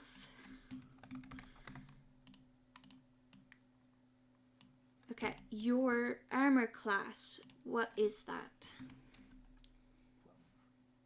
12, okay. Your initiative bonus is it just +2 or is it something else? My initiative bonus. Wait, which one is that? Proficiency? Yeah, it's +2. Oh, +2, yeah. Passive perception is 12, 11, what was it? Passive wisdom, it should say. 12, yeah. 12. And your strength is -1. Your dex is, where did I put that? +2. Constitution is nothing. Yep. Intelligence is +2, is it? Or is it +3? I think +2. +2. Wisdom is also +2. And is charisma +1? It is. Okay. Right. Why does he not have -1? His What do we have 18? strength. He's -1 strength. Oh yeah, okay, he's weak. Yeah. And I gave you 12 hit points. So 12 of 12. And okay, that's it for yours. Then Demi, you are Urgot.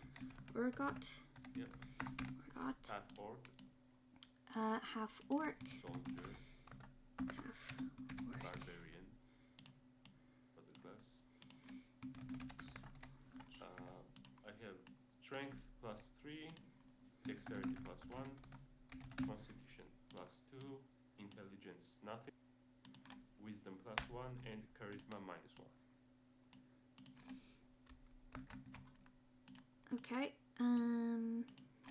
Armor class is 15, and I have +1 initiative.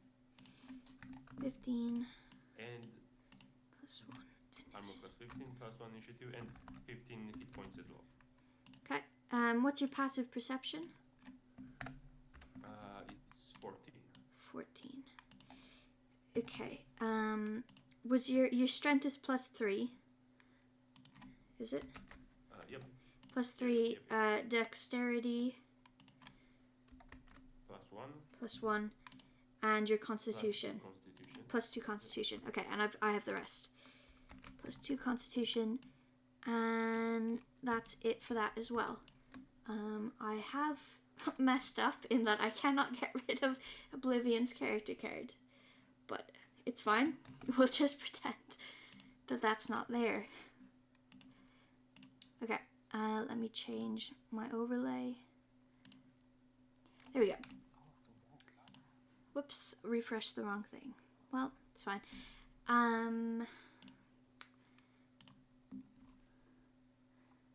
Wait, so Ergot, what's your strength? What do you mean? Like my modifier or the actual number? The actual number. The number is 17 and +3. Wait, so mine was base 15, but would I get like additional on top of that? Your what was? Sorry, what were we saying?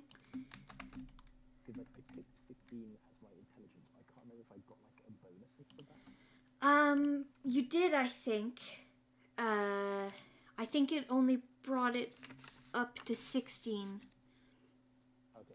So it wouldn't have changed the modifier. Yeah, that's 2. Yeah, okay, just making sure. Okay, cool. Okay. Right, I've got all of the info on the cards there. Okay. I think we're ready to start. Oh, actually, no. I have a few things that... okay. I have 2 things that I'm going to send you both that are, like, very simplified... You know what? I'm just going to read them.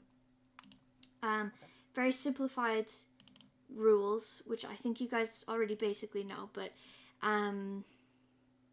when you want to do something that has like an uncertain outcome, you will roll a d20, which is a 20-sided dice, and you add your modifiers to whatever that is. If you roll a 20, it's a critical success. You don't have to add anything, but you can, and that kind of means that you won, but you also did it really, really well.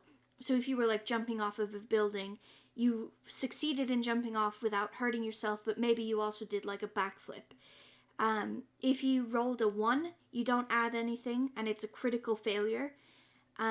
So not only did you fail, but also something else might happen. Like if you were jumping off the building, not only did you fail to land smoothly, maybe you like broke a bone or something. And then any numbers between that, you add your modifiers. And then there is a few things about combat and initiative and all that, but we'll get to that once we actually get there.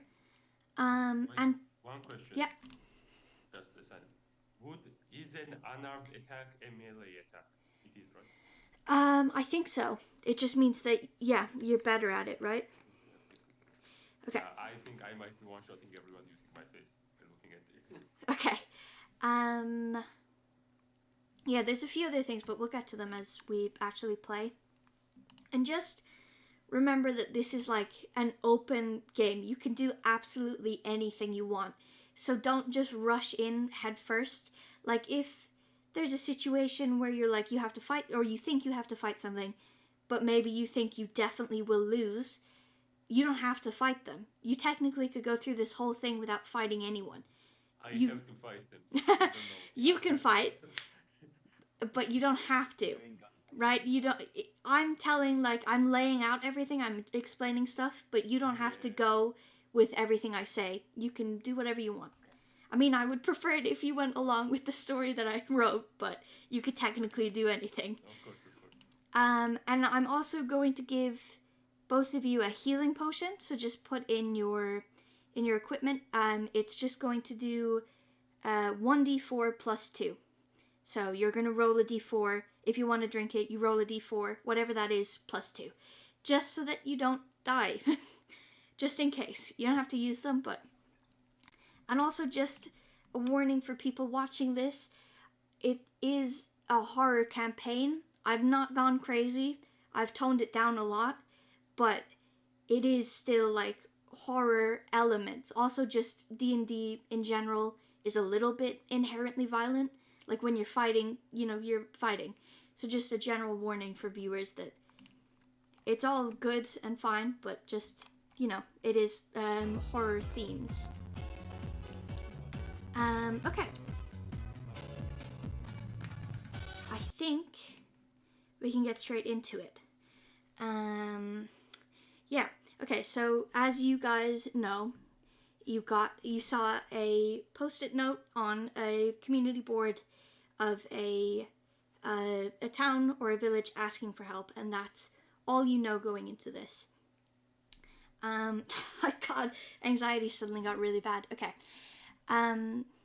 Our adventure begins in a small, isolated village named Bleakwater. It is nestled deep inside a dark, overgrown forest and surrounded on 3 sides by the hollow slopes, a large mountain range of jagged peaks and twisting tunnels, all blanketed by a thick fog. No one dares to venture there. The legends tell of horrifying beasts that lurk in the shadows, and people say even going to the base of the mountains can cause a person to become lost in the fog, never to be seen again. And I have a little thing of Bleakwater, which I'll send in the general on the charity Discord, if you want to look at that and show your stream maybe, of just the general locale of it. Bleakwater itself is a very run-down village. Everything is coated in a thin layer of water from the constant fog that invades it. The paths are nothing but wet mud. The houses are covered in vines, moss, and mushrooms. The place looks dull and lifeless, and being inside of it leaves you all feeling very drained, and the people are not much better. They roam around the village wearing large, flowing cloaks that drag behind them in the mud, their faces covered and their heads turned down and their arms crossed. And standing in the square, taking the village and its inhabitants, are the only people to have braved the myths and legends to help this village in need. And do you guys want to go ahead and briefly describe your characters for everyone? You don't have to go too crazy, but just like a race and a class and everything. Okay, I'll go ahead. So my name is Justy. I am a level 1 wizard.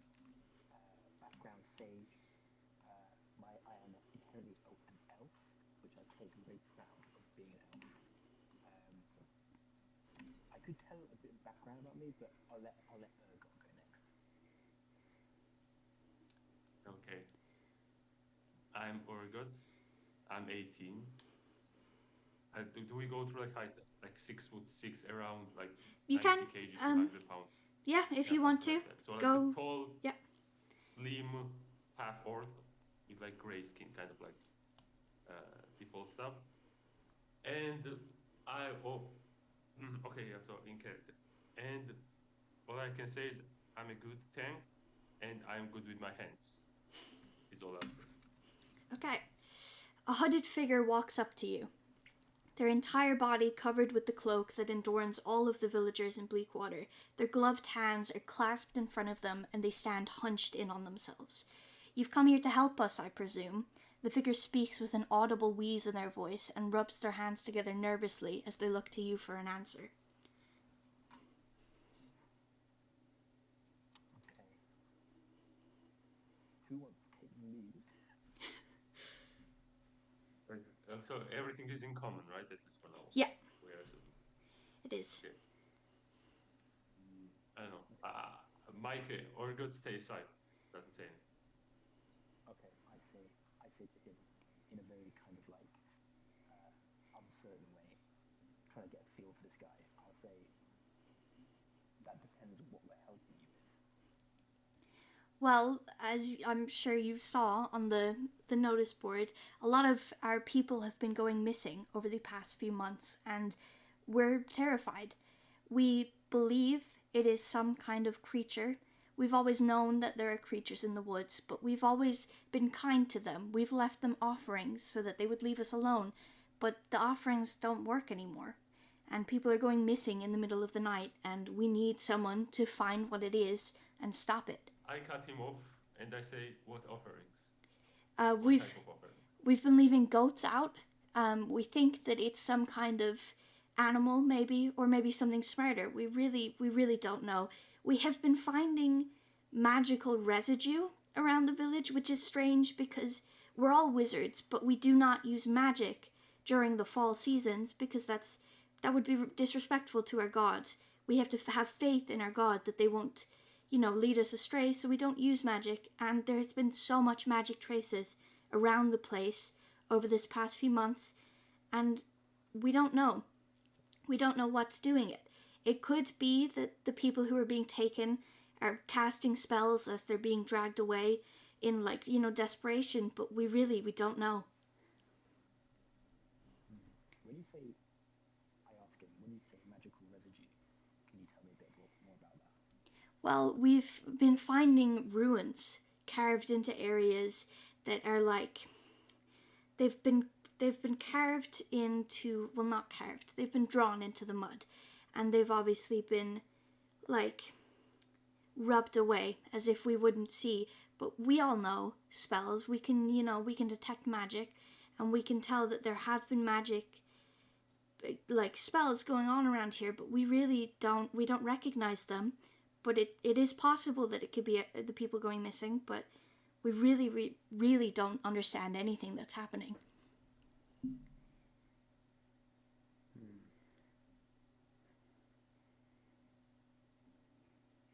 Right. I lean over to Jesty and I kind of whisper in his ear, do you want to detect magic this guy? I'm going to whisper over to you. I'm going to say, Yeah. I don't know who you are. How would you know what I can do? Okay, that makes sense. I'm gonna whisper back and say, I assumed you are a wizard, and if you don't know detect magic, I'm gonna solo this adventure. I'm going to say to him, fair play, it's a good idea. And with that, wait, actually, can I quickly ask the guy I was speaking to? He's not told us his name yet, I think, has he? No, he hasn't. Can I ask him? I ask him. Can you just tell us a bit about you? Who are you? Well, why are you the spokesperson for this situation? Well, I'm not sure why that would be of help to you, but I'm the leader. I was the person who decided to start following our god, and we all decided to start training as wizards, and I was already a wizard when I came here, so I've been leading them. I think the people here see me as a leader, and they wanted me to be the spokesperson. Okay, fair enough. I asked him, where did you come from that you were a wizard before you came here? Well, I came from a town on the other side of the country, and I studied in a college to become a wizard, and I just didn't like it in the big cities, and I decided I wanted to find somewhere smaller, so I did. Okay, then I also asked, can we meet these other people you claim to be the leader of? You can, but I don't think they will be very receptive. They are currently, like I said, it's fall, it's the season of our god. Most of us are praying or walking around looking for the different offerings our god is supposed to give us, though it hasn't been a very good few months, I'll be honest. So they may not answer, but you can certainly try. I asked Jesty, what do you think? You wanna check out the other guys before we actually accept the quest? Just before I answer, Ergot, can I ask a technical question about the spells? So each one I can only use once a day. Is that correct? Or So what's the rest? you You have have 2 spells, level 1 slots, right? So I think you can use 2 of any spells, and you can kind of run out of spells until we rest. yeah. So you And I can't. think we can rest twice, right? Yeah. You have to be in a safe place, but you can rest twice. You can use your cantrips an infinite amount of times technically. Your spells, you have 2 slots, so you can cast 2 spells, and that's it until you, I think, short rest. You get spell slots back.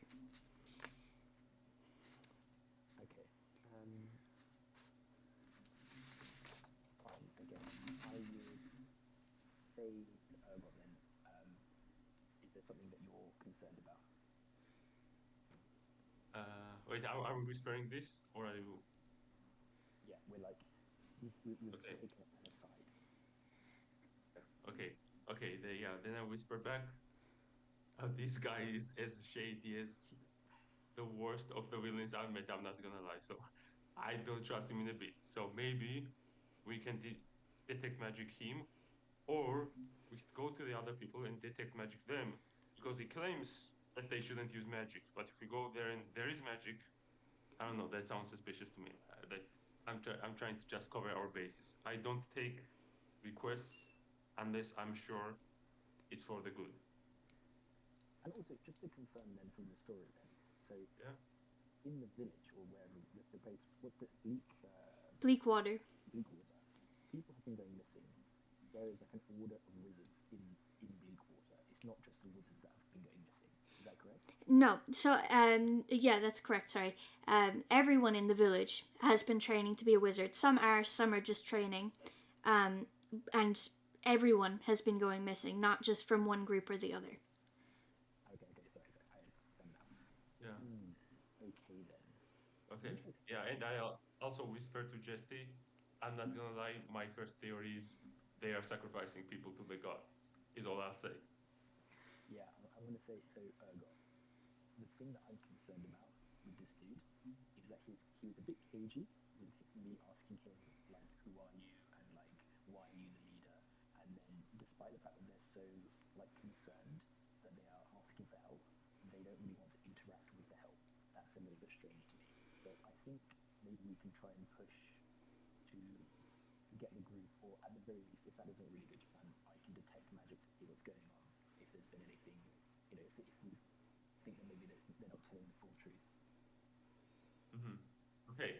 Then I tell Jesty, I have a good idea to do that. I turn back. I go to the person, grab him by the collar, and then I say, I try to intimidate him, and basically I ask him, uh, if you don't tell me the full story, I'm gonna smash your and all of your followers' heads in, Jesus.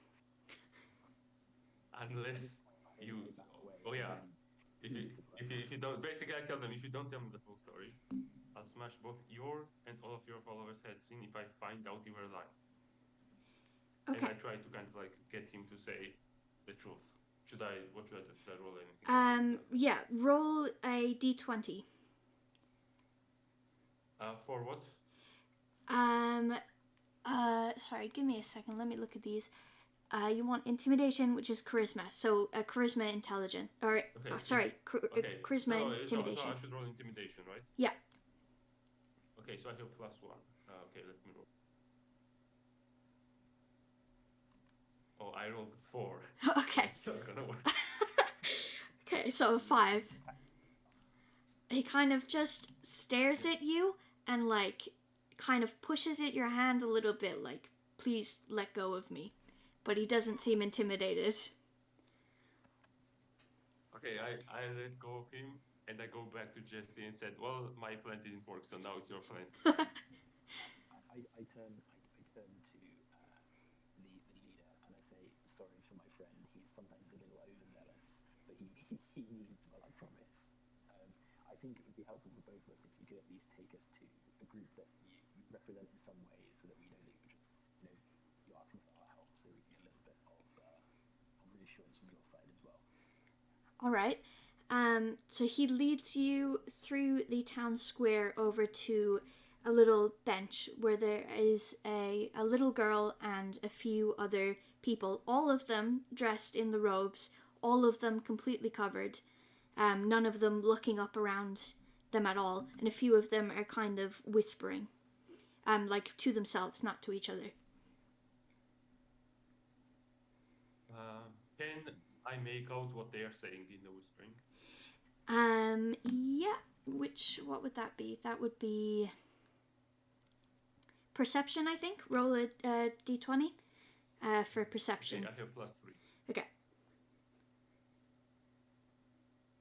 I rolled natural 1. Oh no. Okay.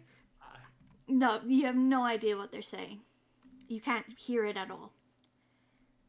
So in the square, it's just these little girls talking. It's a few adults and then one little girl sat on a bench, and the people who are whispering to themselves. They're not talking to each other.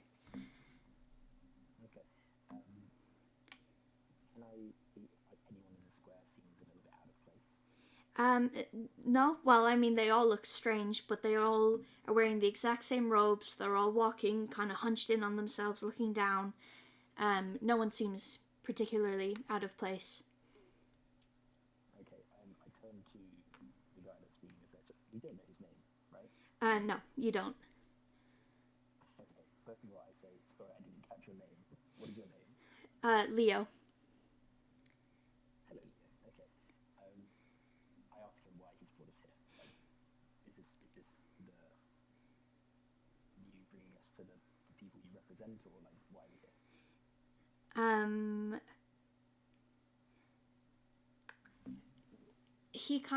He looks. Yeah. Before Leo answers, I cut in and I say, well, we asked them to bring him here, but what I'm interested in is why are they the only ones praying and why is Leo not praying? I ask him, why are you not praying?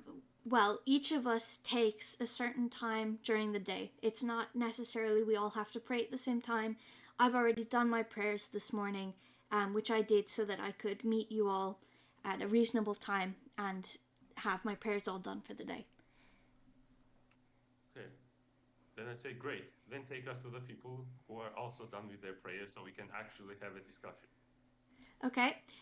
He leads you past those people further into the village, and it's just another empty open space, and there are a few people standing around. They are talking to each other this time. All look the exact same as before. Yeah, okay, I whisper to Jesse, now's your time. Last time I tried to convince someone, it didn't go that well, so you do your thing. What you mean to do detect magic? Is that what you're saying? No, go talk to them because they might not be as receptive of me. Okay. I get the person who's closest to me, and I try to strike up a conversation. Okay. What are you saying to them? I say, hello. So we are not. We've got this post-it note, right? Yeah. From where do we come from? Like, where did we get this note from? So I think you both live in different villages, or maybe you were traveling, and in just a town square of some other village, there was a post-it note that said that Bleakwater was looking for adventurers to help them figure out why their villagers were going missing. Okay.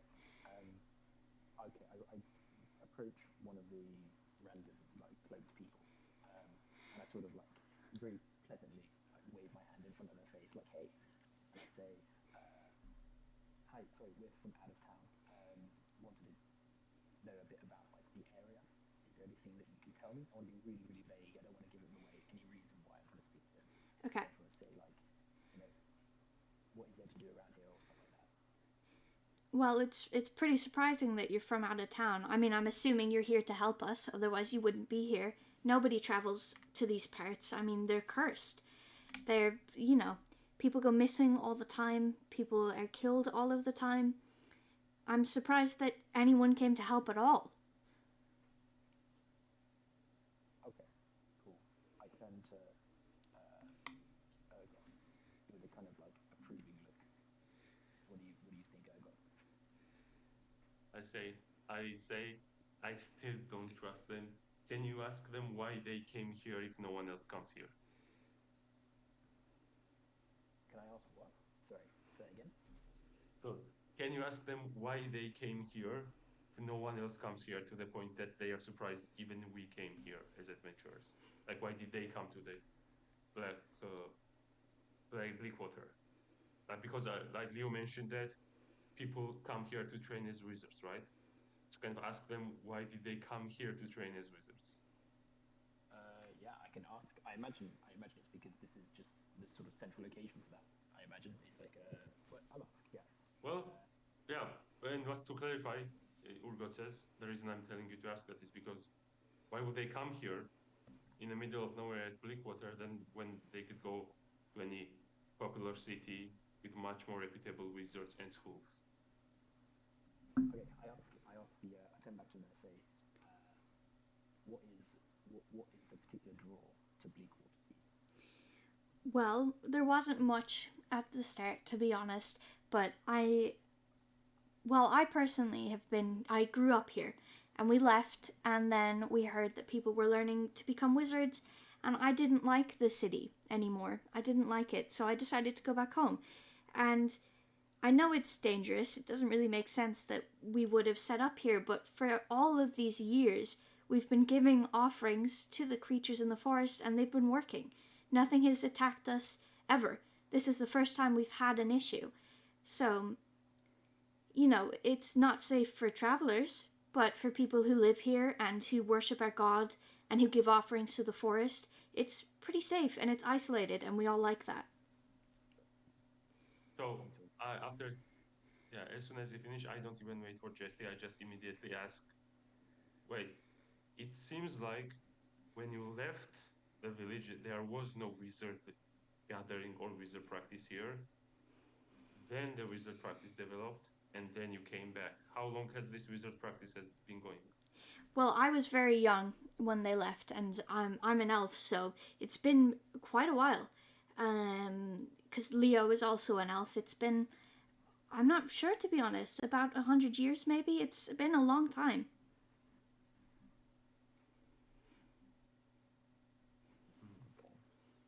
Okay, fair enough. And I ask straight up, who is you seem to know Leo. Who's Leo to you? Well, he's our leader. We look up to him for guidance. He isn't a renowned wizard or anything, but he came from a good college, and he's teaching us how to become wizards. And he's very kind as well, because the leader we had before, he was not good. He would force his religion onto us, which we didn't like. But Leo, he lets us choose. We all have chosen to follow this god, but some didn't, and they left instead. And it's just been so good. We like Leo as our leader. I ask immediately, the people who are missing, what religion were they? The same as all of us. We follow our god, the same god. Okay, I turn to Jesse and I say, yeah, I don't think they're sacrificing non-religious people to their god. I'll say, I think you're onto something. And then I say to Urgot, I'm inclined to believe them. I'm inclined to believe that they truly need help, and that I trust them. I want to also see Leo just to, I don't know if I can tell by the look on his face how he feels about this person speaking sort of on his behalf and explaining things. Clearly he knows that we don't trust him, so I don't know how he appears. You actually can't see his face at all. You can't see any of their faces. They all have their hoods pulled right down, so you can really only see their chins.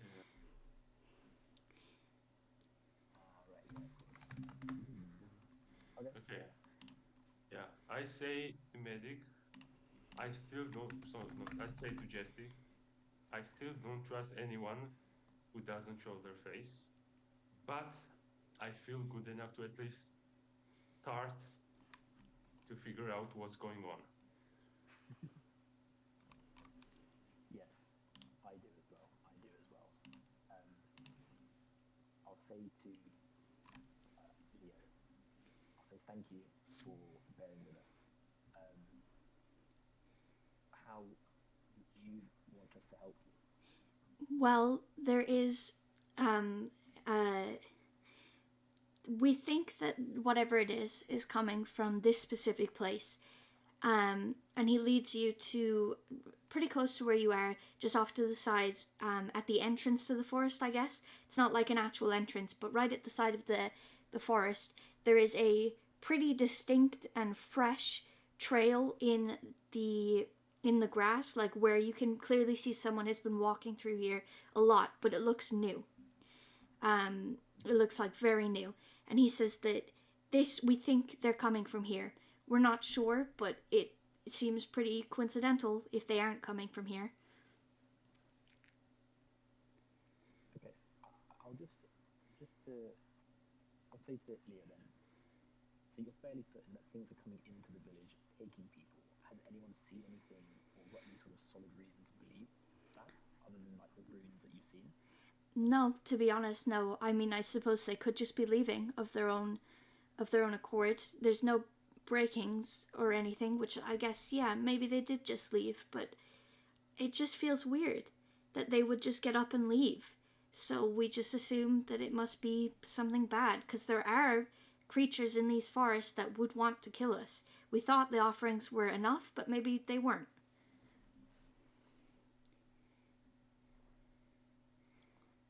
Okay, when did it start?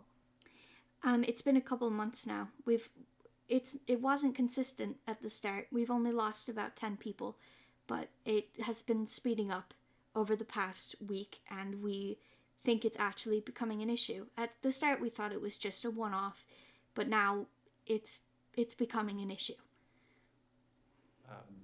I Urgot asks, what age were these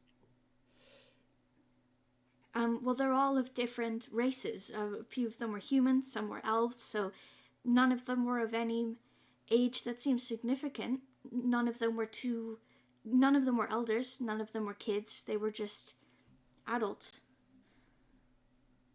And then I continue saying, and from what I gathered from the other person I talked to today, they weren't all followers or non-followers of the religion, right? Everyone in the village currently is a follower of the religion, but they are allowed to choose. They just always end up leaving if they don't choose that god because of how much they all follow the god. Okay, that makes sense. Okay. So can I just ask, I mean, I'm seeing from the map that there's maybe 25 buildings or so. What's the population of Bridgewater? Not much, like 60 maybe. It's a really small village. It's not a very accurate picture, but it's a small village. No, I mean, so 10 people is significant. Yeah. That's like a serious proportion of the village is gone. So, over 2 months. Okay, and what about the major entrances and exits to the place? I mean, like, there's this trail that you've seen that's Yeah. been created over like 2 months, right? Or that's just recently appeared?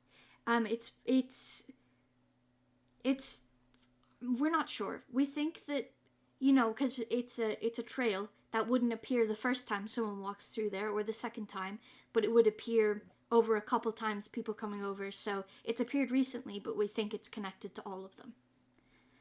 Mm-hmm. And it's going like in randomly into the forest. Yeah. Okay. While they're talking, I kind of like what's it called? Squat and try to see if I can tell anything for the path based on the path, like any footprints, how recent they were, and anything like that.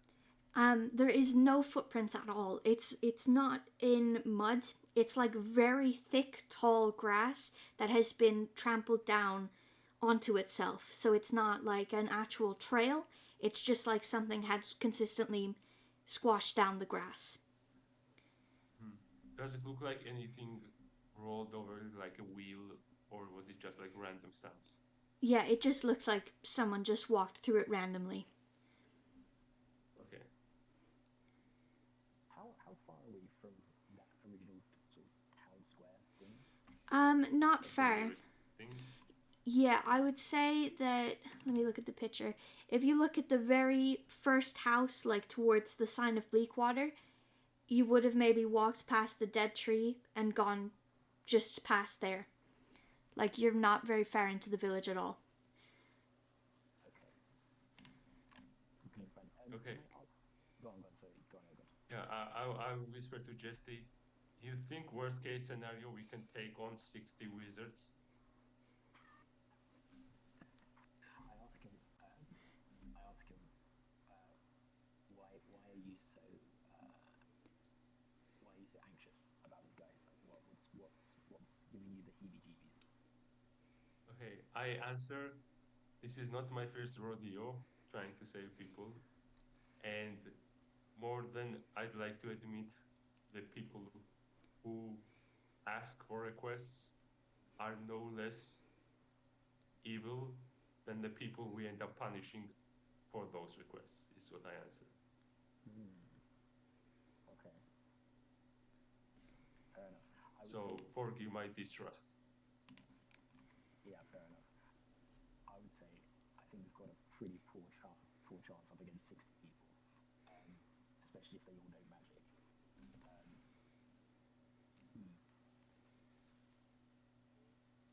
I'm going to ask Leo about these runes that he was talking about.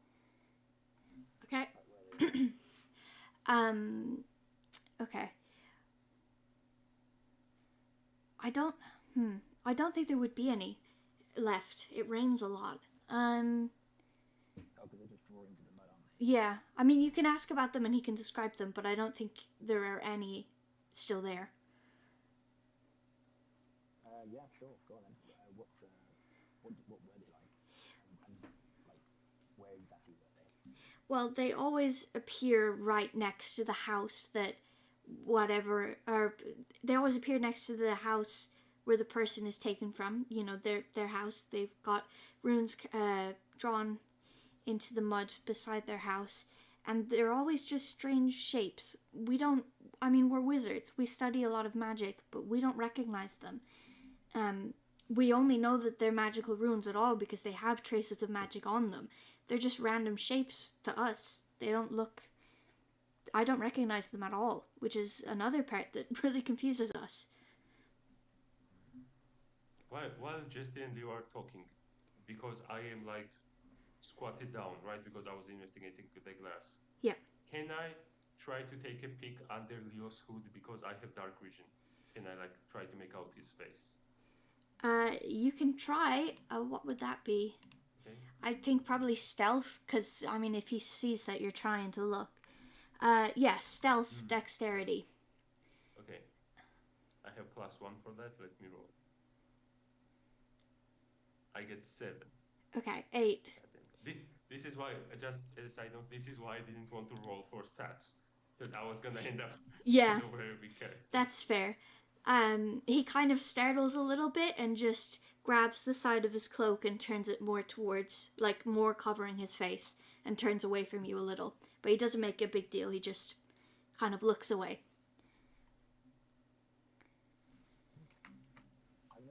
Okay, I just stand up and do nothing. I'm going to turn and whisper to Urgot. I guess we've got a couple of options then.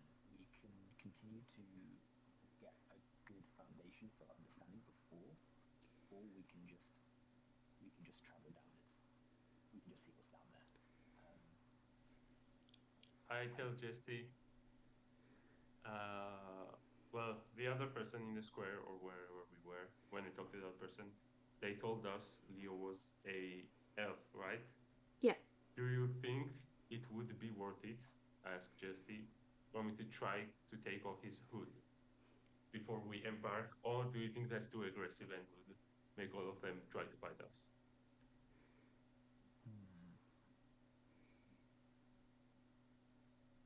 I'm thinking. I think that might be too offensive.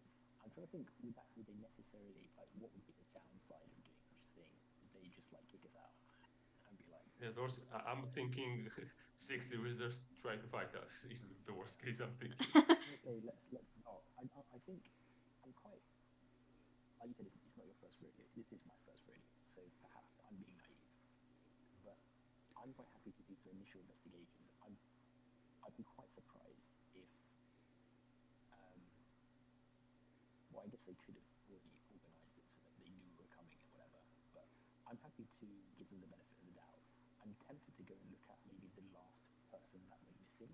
And even though the runes might not be there, we could maybe detect magic there and see if there's any sort of anything to go on, or we could just go down the path and just like say fuck it. I don't know. What do you think? Yeah, I tell Jesse I would prefer if you took the lead on this one. I think it would be better if a new, fresh, non. How to say? What's the word I'm looking for? Non-tired eyes of non-tired of bullshit eyes were to take a look at all of this stuff, and I'll have your back to look out for anything suspicious. Wait, do you mean as in you want me to just decide, or you want to go down the road? I'm confused. Yeah, you basically you take the lead. You make kind of like the decision what to investigate, what to do next, and because I don't trust them, so I'm hesitant. So you can make those types of decisions as what to do next, basically, and I'll have your back and try to monitor if there's anything suspicious I notice while you are focused more on actually figuring out what's going on. Okay, sounds good. I turn to Leo. Do you? What was the last house that had someone go missing from? I could take you there if you'd like. It's just over this way. Do you want to? Yeah. Yeah? Okay. He leads you over to a house. It looks identical to every other house that is in the place. And he says, it was here. He was taken only a few nights ago. I look around, try to look for any signs of anyone breaking into a house, if there's anything like that.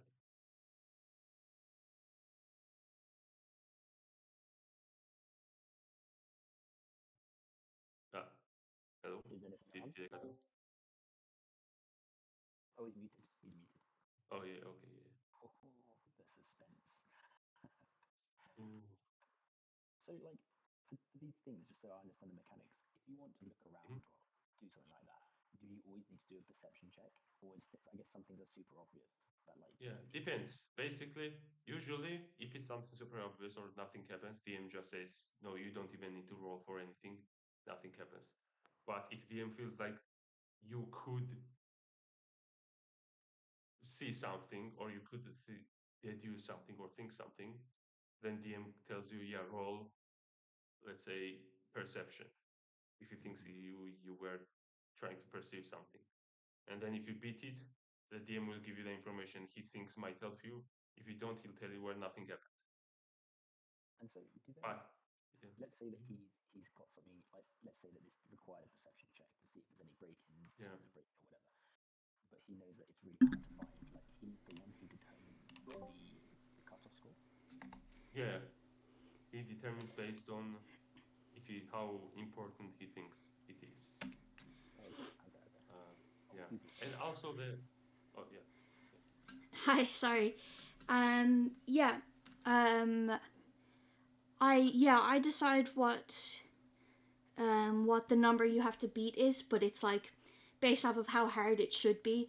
Like the not taking off, the peeking under that guy's cloak would have been like a 15 because that he is on guard, making sure that his cloak doesn't come off or anything. So it'd be that kind of thing. But some things are really easy to beat, and I take into factor how good your character would be at it. Like Demi, if you wanted to pick up a rock and throw it, it would be really easy for you. And also it yeah, also just so you know, it depends kind of like on the character. So let's say technically if I was a rogue and I was, let's say he didn't know I was around, I was hiding, Yeah, then it would be easier to check under his hood than yeah, because now we're face to face talking, it's harder, right? It's kind of like context dependent, right? yeah. You would have had a lot easier of a time if you were stealthy, I guess, if you were actually hiding or something. Yeah. And he didn't know I was there, yeah. Yeah. So sorry, Demi, you wanted to do something? Yeah, I wanted to look around the house to see if there was any signs of breaking in or breaking out of the house. Okay. Nothing. You don't even have to roll for it. There's nothing. The house looks perfectly fine. Okay. And Leo, were there runes on this occasion as well, or like drawings? Yeah, in the mud right in front of the door, like it is every time. I mean, it's been washed away now, but you could. I don't know if you can detect magic, but you could if you can. And the traces are still there. Just the actual rune's gone. Yeah? I think I'll do detect magic on this occasion. Yeah. You're gonna use detect magic. Okay. Let me figure out. Detect magic. You sense the presence of magic within 30 feet of you. That's it. You just, okay. Yeah, you just figure out whether or not. So, yeah, he has, when you try to detect any magic, you can feel a ping coming from right in front of the door, right where he said that there are traces of magic. They're old enough, like a few days old, but there are traces of magic right where he said there would be. Okay. Am I? This is all within 30 feet of me, so I'm getting any magic from anything, right? Yeah. Okay. Am I? I've got a few things. So, am I getting anything from Leo? No. And is that because even though he uses magic, he's not using it. He's not used it recently. Yeah, it would be if he was currently casting any magic or if he had used magic within a certain amount of time, I think. Okay. So I get a ping from that location where he said that there were drawings. Yeah. That's the only thing within the 30 feet range. Yeah, it's the only thing that is pinging at all for to you. Okay, and in terms of like detection, do I get any sort of like form or shape or anything like that for it? No, I think you just generally know whether or not magic was cast here, and you know that it was within the past few days. Okay, I'm just looking over the description of the thing. This says, okay, because this says if you use your action to see faint aura or visible creature, you should not be able to hit an object in the area that bears magic, which I guess is kind of Oh yeah, okay. Well, I guess the school of magic. you can see a little, like, how do I describe this? There's a little shimmer right in the mud. There's no discerning features or anything, but occasionally a little shimmer in like a small circle comes across, like the magic was coming from a rune drawn in mud. Okay. And do I gain any sort of insight when it's to do with like this? Because this is saying the school of magic. I don't know if that. You learn its school of magic, if any. I don't think it. I'm gonna say that you don't, just because of how old it is.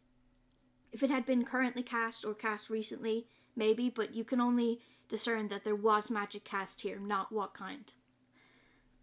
Okay. Just for general knowledge then, because presumably I would have used this for a couple of times, like how old is like to the point where I stop detecting all of the components of that magic, you know what I mean? Like this is, he said that this guy went missing a couple of nights ago, like is that reasonable? Yeah. Reasonable that I got such information from it? Yeah, I'd say that you can detect. I don't think there's official rules on this. I'm gonna say that you can detect magic within a few days of it being cast, and depending on how close you are to the day is how much you get from it. So if it was being currently cast, you would know everything. But because it's been a few days since this was cast, you just know that it was cast and there's a general shape, like a flat shape on the floor. Okay, so basically, like, this is consistent with what he said about this happening a couple of nights ago. This is not Yeah. like. No, it fits with everything you said. Okay, cool. Fine. I turn to Owen I and I say, well, okay. there feels like a bit of a waste. Wait, before you turn over, I can walk up to you and say, "Is this the place where magic was cast?" I walk up to Jesse and ask him. Sorry, you're not asking me the nature of what I've just detected.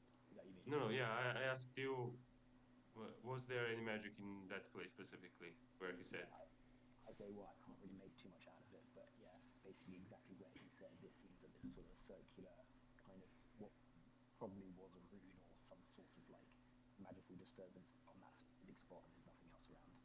But I can't make much out of it. Okay, then I ask him, "You done with this place, or you still need to like with this specific spot where there was a rune? You need that spot preserved or not?" I ask him, are you about to smash it? And I answer, "Well, depends on what your answer is." I say, I think I'm pretty much done. Okay, then when he says that, I try to like dig that spot to see if there's anything below the ground, the soil. Okay. You just dig up a bunch of mud. There's nothing in that area. Okay. Then I just shake my hands and say, well, I'm done with my investigation. Go on. Okay. Can I ask?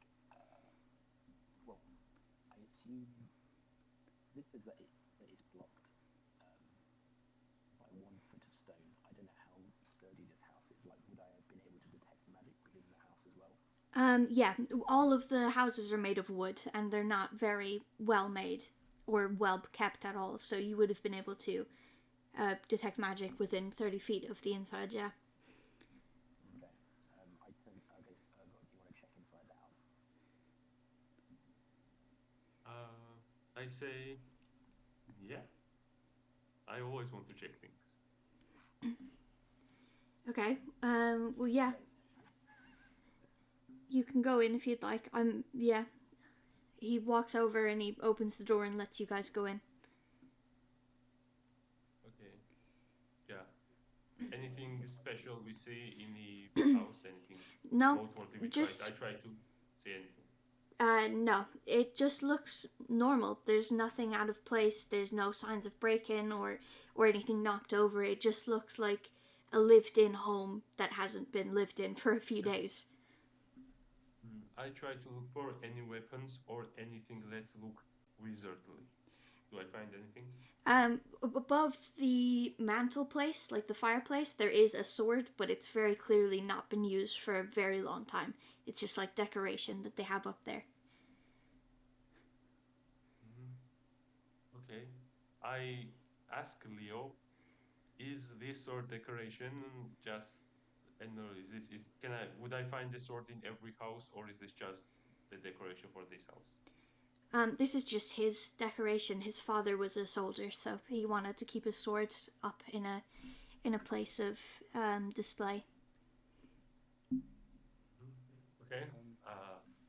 Yeah, I woke up. I don't say anything anymore. Can I just quickly ask then? Sorry, can you tell us this guy that went missing? When was he last seen?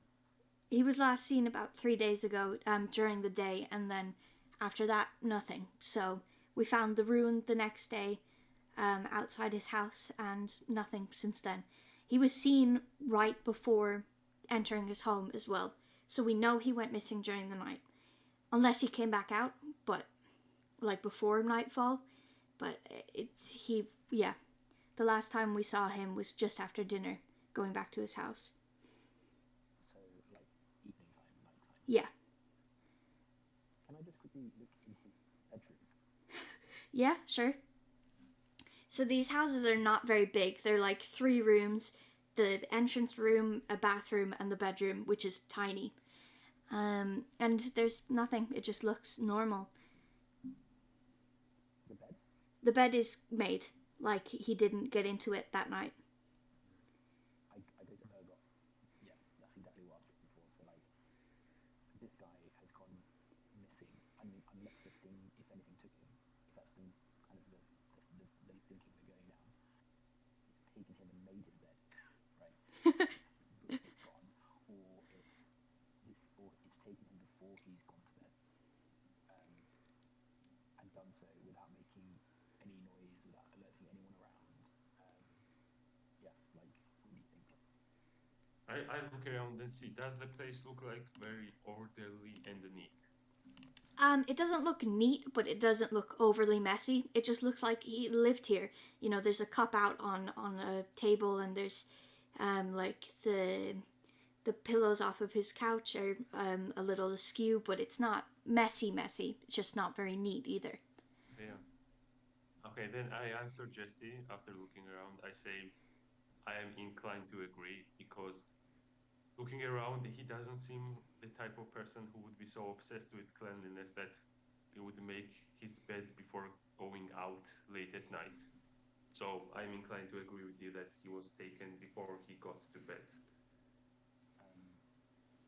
And yeah, also, is there, like, I mean, I don't know how they store their food in this place, but, like, does it look like this guy has just upped and left in the middle of sort of a snap decision? So he's got lots of things stored. I don't know, like what things that could be, like bread or things like that. Lots of foods that would have been eaten had he not just like upped and left, or is it like this guy was preparing to leave basically, and there's like fuck all in there? There is a bowl with like a little bit of what is maybe porridge on the side, but other than that, there's nothing.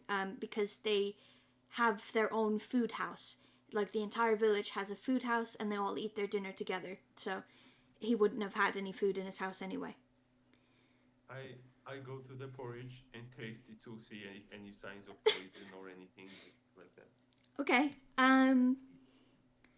Do you need to roll for that? I feel like you would know if it was poisoned. No. It just tastes normal. Okay.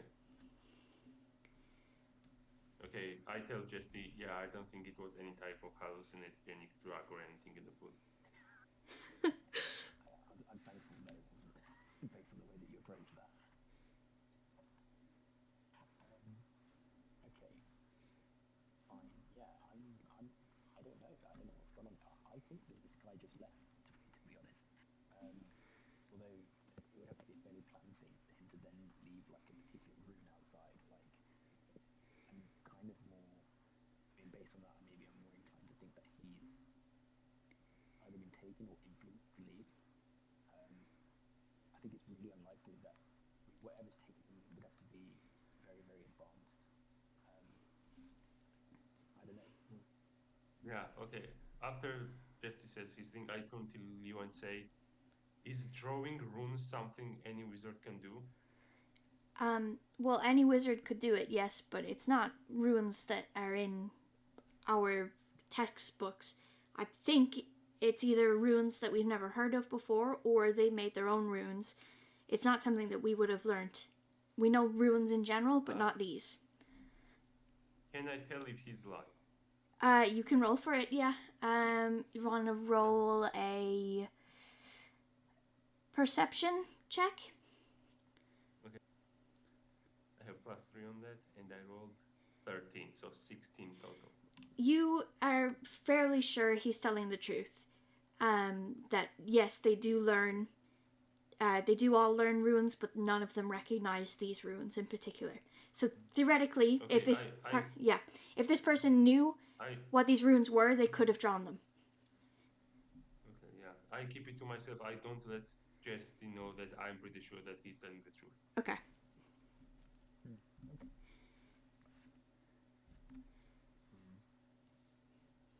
not sure where to go. I mean, now I'm inclined to just go explore that road, to be honest. Yeah, I say, I think I'm down. Let's just go down that road and see what we can gather. Yeah, I'm down. Okay. Lead the way. Yeah. He leads you back to the trail again and just gestures off into it. He does not look like he's going to be going with you. Can I quickly ask Leo, just, you said that there are some creatures that you know that are evil and giving sacrifices or whatever, or offerings, should I say. Like, how powerful do you know these things to be? And do you know what they are at all? Well, to be honest, it's just the normal stuff. I mean, there's just more of them. Like, there's dire wolves, there's big grizzly bears, we have some owl bears, but, goblins if you go further towards the mountains. But generally speaking, there just are more, and they seem to be more aggressive, not necessarily more powerful, but they're angrier than they are in other places. After Jesse asks that question, I go to him and whisper in his ear, next time you should research ahead of the time what monsters are in the area. Will generally be helpful. I say to him, I'm new to this, sorry. Okay, cool, good to know. Unlikely that any of those things did this, so it's clearly something new, if anything. I just quickly, so how well do they know the forest? Like, not at all. Yeah, I would say they know. I mean, they know more than outsiders, but they wouldn't have ventured into it very often. They would know what generally is there, but yeah, if there was something new there, I don't think they would notice. And they also have no like idea of like routes through the forest or. No, they really don't travel into the forest at all. Okay, let's do it. Let's go in. I'm down. Okay. So yeah. Yep. Before we go in, I kind of take a look around the fort. Can I tell anything if there's anything weird about the trees, special?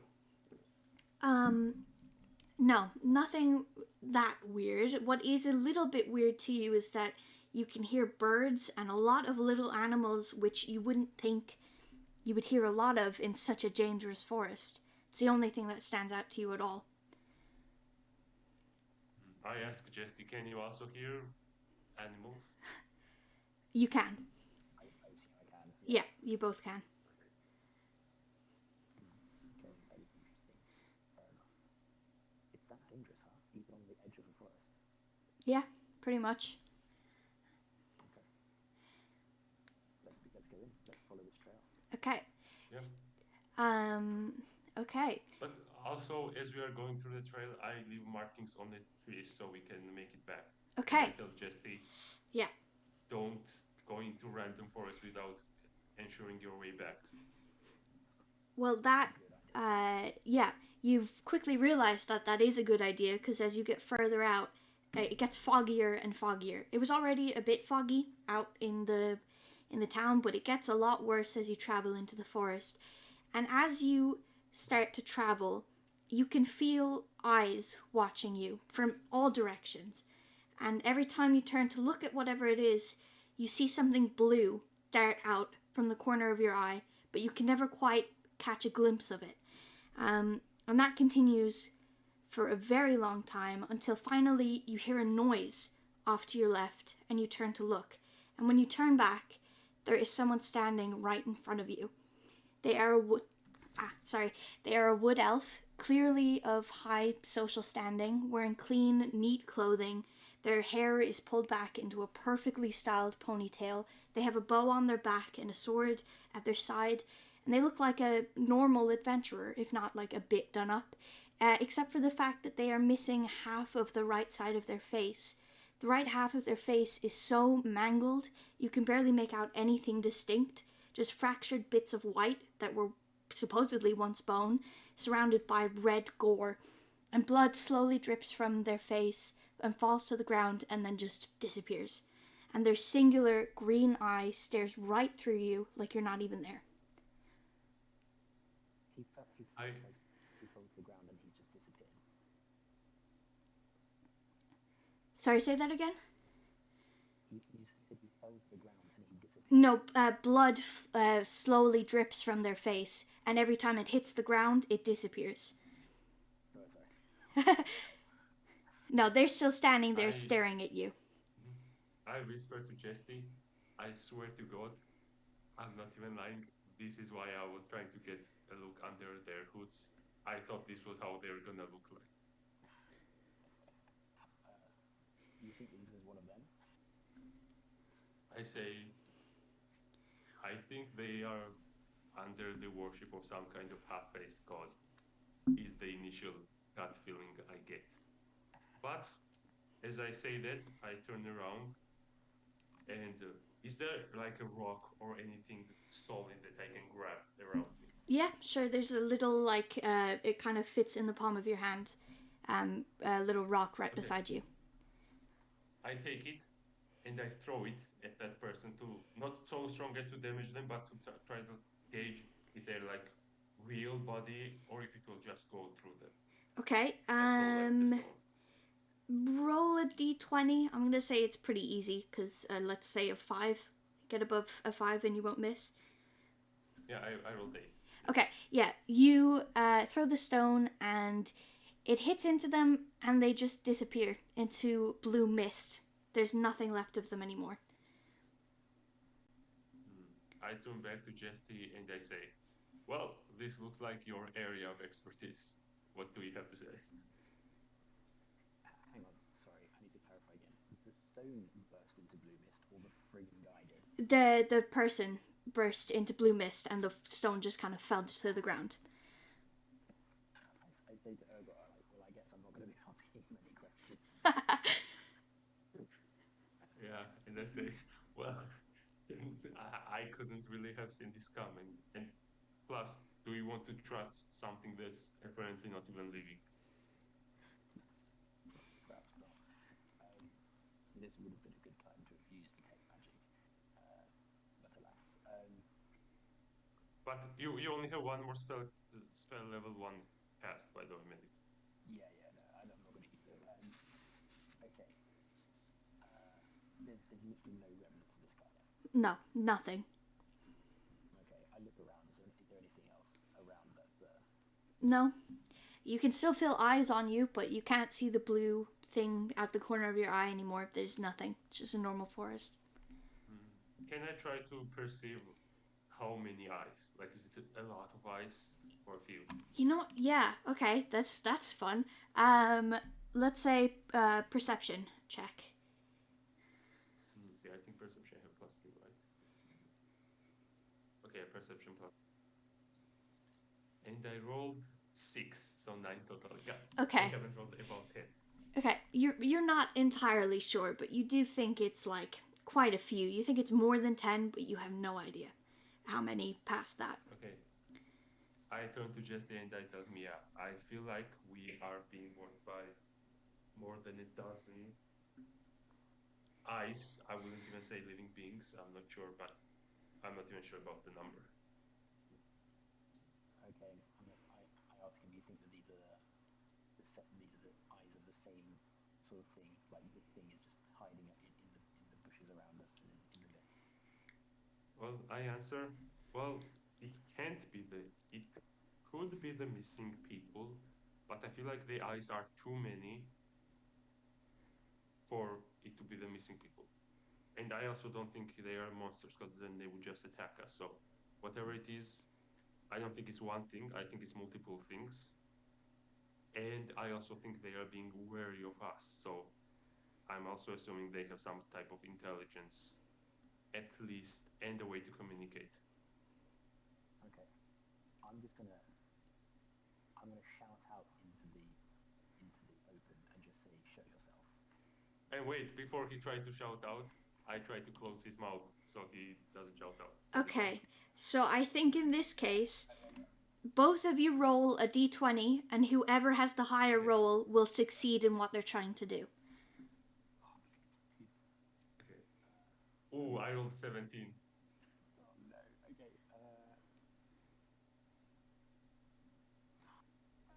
6. Okay, yeah. Okay. Urgot covers your mouth before you can get the noise out. And I say to Jesse, I know for a fact that you aren't just about to yell in the middle of a forest filled with monsters. Oh shit, that's a good point. Can I? Okay. Fine. Okay, I guess you win this one, Urgot. Okay. And then I whisper to myself, but I want Jesse to overhear the newbies. I say something like, "Goddamn newbies." Okay. Can I confirm? Sorry. What was that weird thing wearing? Forgot. Oh, sorry, you cut out? Can you say that again? I asked the weird sort of zombified thing in front of us. What was it wearing? Just neat clothing, like clothing that you would see on like a person of high social standing. Like nothing like what you would have seen in the village. Yeah. Okay. I ask Jesse, because he's also an elf, anything noteworthy I should know about wood elves? Yeah, I was gonna say, like, do I know anything about these guys at all? You do, and what you saw seemed to be pretty standard for wood elves. They are they're usually more naturey, but elves in general can be very particular about how they dress and how they style themselves. So it's not that weird that that an elf would be dressed like that and would be so you know, prim and proper, and it's not that weird that a wood elf would have become an adventurer as well. Am I surprised to have seen a wood elf in this particular part? Not looking the way he looked, but just like, do I know that they're in this area? You're not surprised that they're a wood elf. No, that there's a wood elf in this area. They do stick to forests mainly, which makes sense. You are in a forest, and they do live near here, so it's not that weird. And also, maybe one that's just died if you threw a rock at it and it explodes into blue mist. Is that like how they like pass on, or is that like completely fucked up? No, that's incredibly weird. That's completely fucked up. It's nothing like how elves die in any way. Yeah. Wait. Also, one thing I want. So when you said the rock didn't go through them, it hit them, and then they disappeared, right? Yeah, it hit them, they disappeared, and the rock fell to the ground. Okay. I asked Jesty because he's a wizard. Is illusion magic supposed to work like that? Would it work like that? It could potentially work like that. It would do something like that, yeah. Interacting with it, it wouldn't necessarily make it disappear. Actually, no, sorry. If you interacted with it, the stone would have gone straight through. If it had been illusionary magic. That's what I was asking. Yeah, it's not a solid thing. So, it would have gone straight through, sorry. Yeah. Okay, so I tell Jesty and I say to him, okay, so it wasn't an illusion, right? No, it seems to be something else. Okay, and then I say, yeah, I think then we should just keep going. I don't think there's anything else. Okay. I said, look, you don't think that this maybe was like a warning? I know that it's not confirmed, it's not an illusion, but maybe it was some sort of warning. I say back to him, I mean, when I saw the person with the hood, that was the warning for me, but I'm still here, aren't I? Let's go on then. You lead the way. Okay, Sure, and I lead the way. Okay, you continue walking, and you still continue to feel eyes on you, and you get it gets foggier and foggier as you walk. Yeah, wait. I stop just and I try to look back. Are the markings on the trees still there? Yes, they are. Okay, then I continue. Okay, and as you're walking, you come across an abandoned campsite. It's very makeshift, like quickly thrown up, and it's been abandoned. And looking around, you can see that the trail ends here. It doesn't go any further than this in any direction. And in the middle to the side of it, in the middle is a campfire that's been abandoned. To the left is a tent that has been torn apart, and to the right there is a large splatter of dried blood with symbols drawn into it. And I have a thing for that. Oh, you have a picture? Great. I have a picture and also a map for in a minute. So okay. That is what. There we go. It's in the general chat of the charity stream. Yeah. That's what it looks like. I couldn't get red, so that brown with the blue symbols is meant to be the blood. Yeah. And you guys are coming up from the bottom of it. Yeah, I turn to Jesty and say, you take the weird looking blood symbols, I take the camp. Okay, sounds good to me. Okay. I move over to the... wait, so there's a path to the north of this thing? No. I messed up with doing that. Well, it's like, yeah, it's a bigger clearing, but there's the path that you were taking ends here. There's nowhere else for you to go. If you're following the path, I mean. Yeah, you still feel like there are eyes watching you. Okay, so Medic, where are you going to go? Yeah, I'm going over to Well, I guess I've got to pass the campfire, haven't I? Before going over that, you're got to go into the toilet camp, isn't he? Well, no, yeah. Before I go there to the left to the camp, I walk to the campfire. I'm going to the campfire first, and I try to grab the coal to see how warm or cold it is. Okay. Yeah, you pick it up and it's stone cold. It has been abandoned for a long time. Okay. And yeah, after that, then I move left to the camp. Okay. And medic, where are you going? I'm going to walk over to the blood splatter. Okay.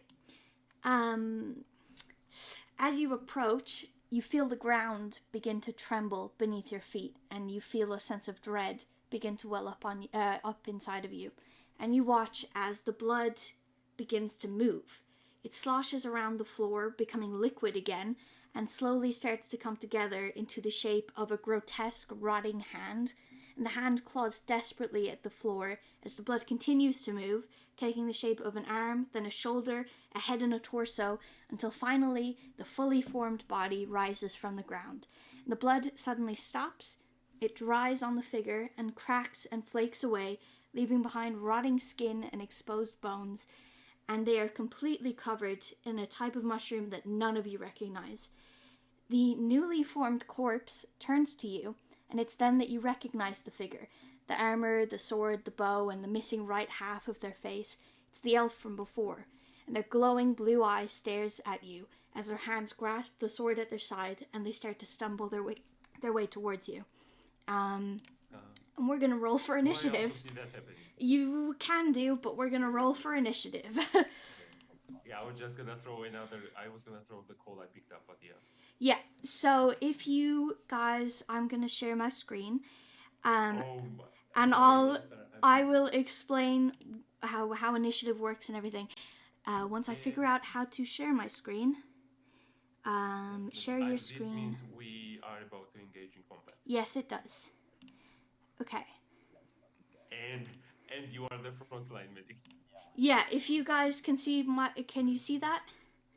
If you go to the Discord and click onto it. Yep. Yeah. Okay. So, right, that's where the enemy is.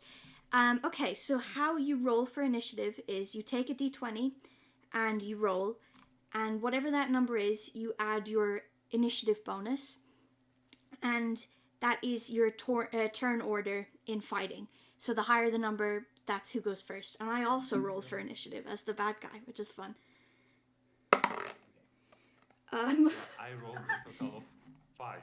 Okay. Medic, what did you roll? Okay, so I rolled 18, so I guess I didn't even need to.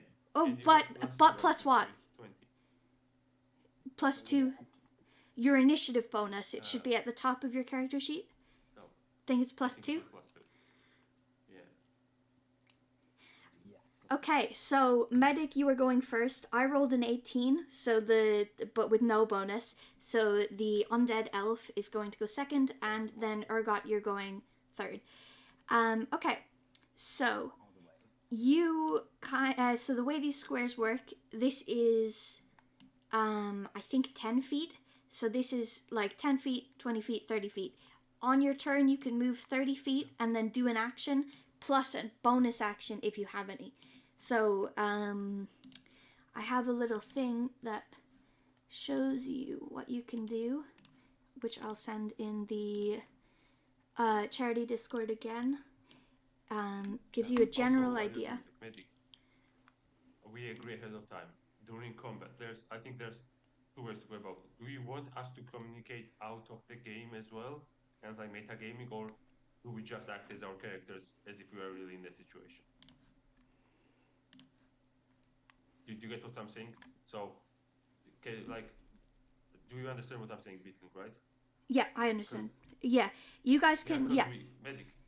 You can go meta with it. Like strategize as players, but I feel like it would be cooler if we just don't strategize out of the game. Try to like shout or communicate inside the game as the characters. Yeah.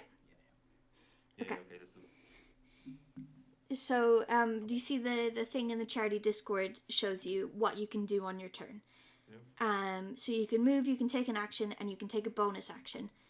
and I guess do some minor things as well.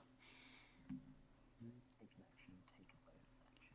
Second action, second attack or bonus action as specified, but you can only move a total of 30 feet. Yeah, it's different for different races, but you both can only move 30 feet. And each of these squares is 30 feet. Each of these squares is 10 feet, so you could move 3 squares. Sorry, 10 feet. Yeah.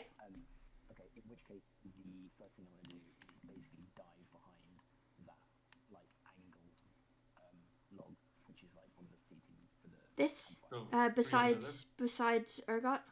So 1, 2, 3. Yeah. Okay.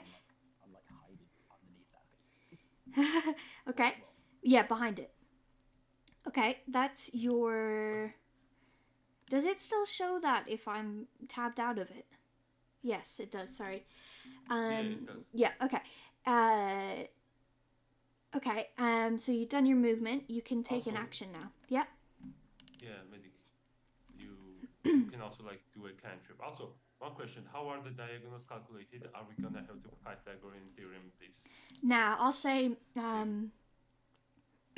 I'll say that's also just 10 feet. Each square you move is 10 feet. Okay, I see.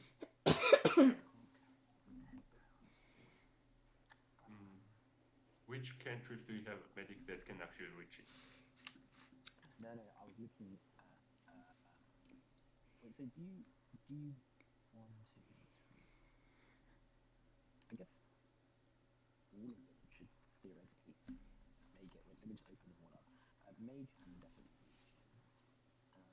Call of Dead 60 feet and Ray of Frost, which would be pretty helpful, is 60 feet as well.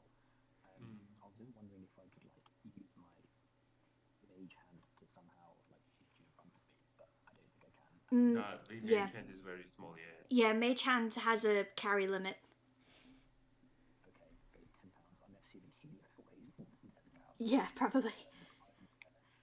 Okay, let's say, what does Ray of Frost do? That could be, I'm gonna not use my tolerance yet. I don't think it'll be very effective. Ray of Frost. I'm assuming this like slows him down as well. Yeah, it slows him down by 10 feet. Yeah, I'm gonna use Ray of Frost. Okay, Ray of Frost. Let me just look it up real quick. Okay. So you are making a ranged spell attack. On a hit, it takes 1d8, and its speed is reduced by 10 feet until your next turn. Okay, so you have to roll to hit it. Let me see. What?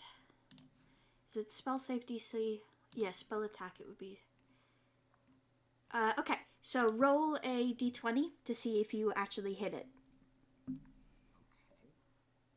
Is that like increased by anything that I have? Um, No way. I just fucking rolled a d and that one.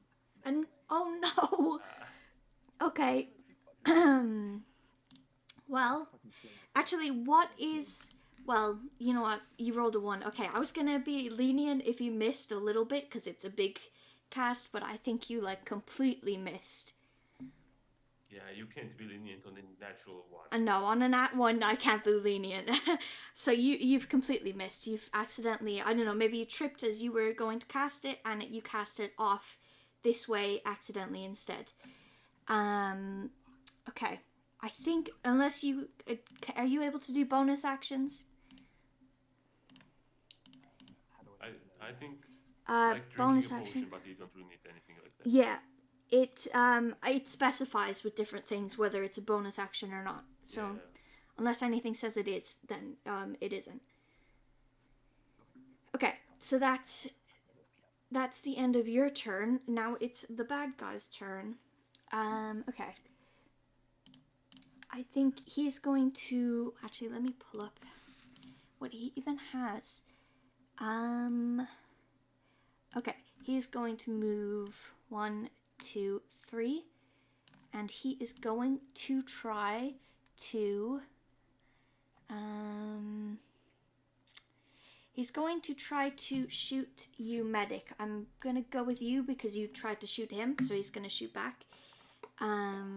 So what is your AC, your armor class? It is 12. Okay. Also, just Ooh. another question. Yeah. Because medic specified he was gonna duck, does he get an advantage or something? Um. 12. I'm behind. Well, honestly, it doesn't matter because he rolled a 3, so he missed anyway. Okay, yeah. But I would say that, yeah, you probably would have gotten advantage. So what that does is, if you have advantage, you roll the d20 twice, and you take the higher roll. If you have disadvantage, you roll twice, and you take the lower roll. So this would have been disadvantage, but... Oh, okay, I was going to say it can't get lower than a 3, but it did. It was a 1. So, What are these rolls? what happens on a All 1? three of us got a natural one. Yeah, no one's gonna hit anyone. Yeah, he tries to fire, but it like completely just goes off into the distance. He completely misses. Hell yeah. Can I just quickly confirm something then? So like the fact that I dove like behind the log, Yeah. like made that decision. That's like, that's better than me just like walking 30 feet away. Yeah, it would have. Yeah, Yep. yeah. Because you've specified you're like, I'm assuming lying down behind this, it'd be a lot harder to hit you, so he has disadvantage. Cool. Yeah.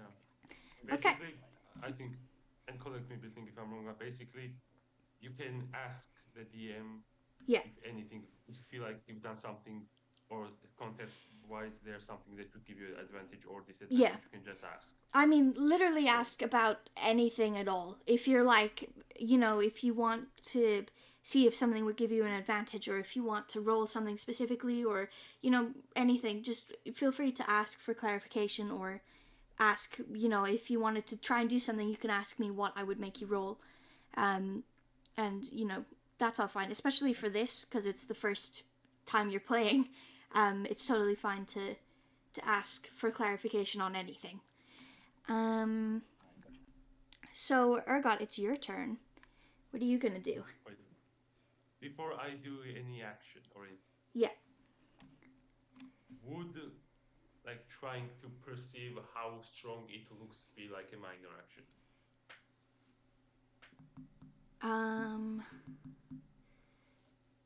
Or can I even do that? You can. Yeah, you can. You can roll. Roll perception, I guess. Again. Yeah.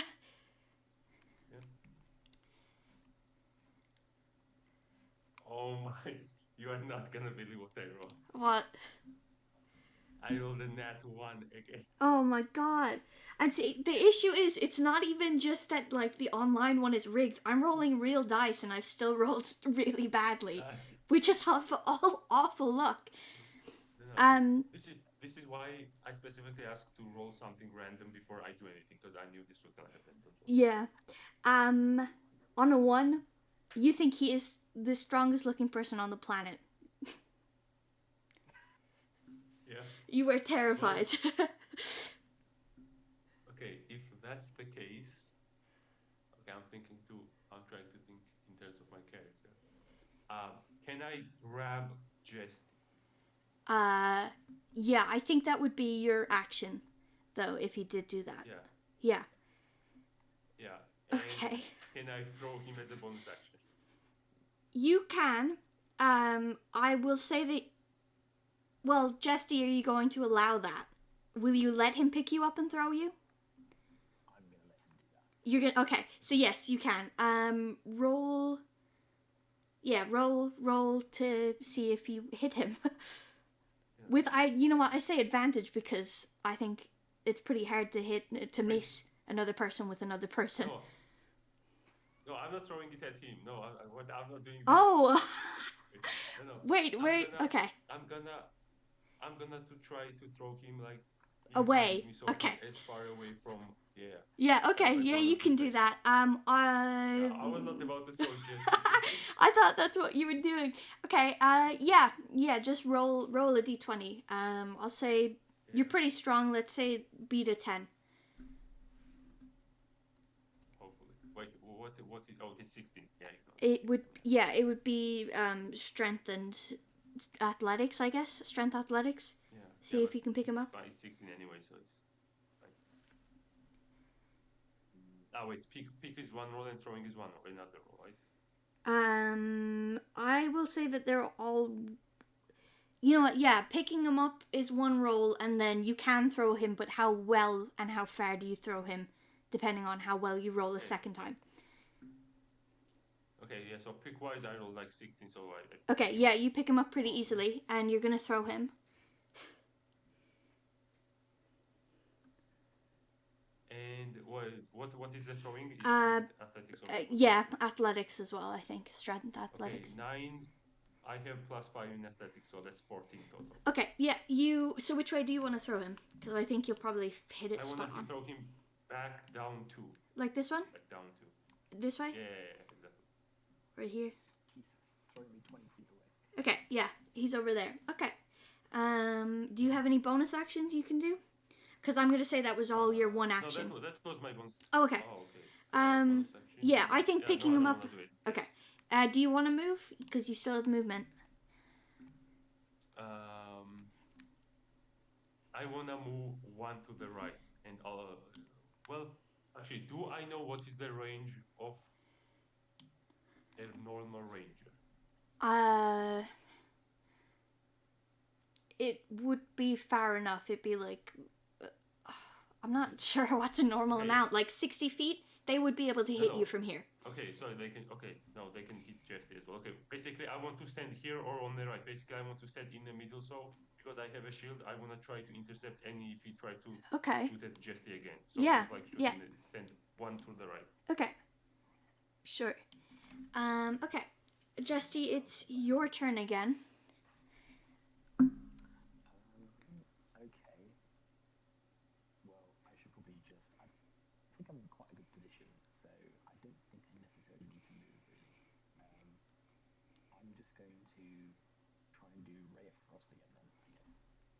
Okay. I do think Urgot would be in range of that. No, yeah, sorry. Oh, I see. It's like a bolt. Yeah, I think it's, actually, what shape is it? Because if it's a bolt, then, I see. it does not say. Oh, a frigid beam. Okay, no, so, sorry. Yeah, you could try to do that. I don't think it would hit him. I thought it was a beam, but if it's just, or sorry, I thought it was like cone shaped or something. But if it's just one beam, then yeah, you can try Ray of Frost past him. Actually, maybe it would be better to do Magic Missile instead. Yeah, magic missile never misses. I can't even find it now on the cantrips. I think it's level 1. It is. Yeah, it's not a cantrip, it's a spell. Yes, right. I don't want to use that. Let's do Ray Ray of Frost. of Frost. Okay. Ray of Frost. So roll a d20. A 17. Okay, yeah, you hit him. Okay, on a hit, it takes 1d8 cold damage. So roll a d8, please. 7.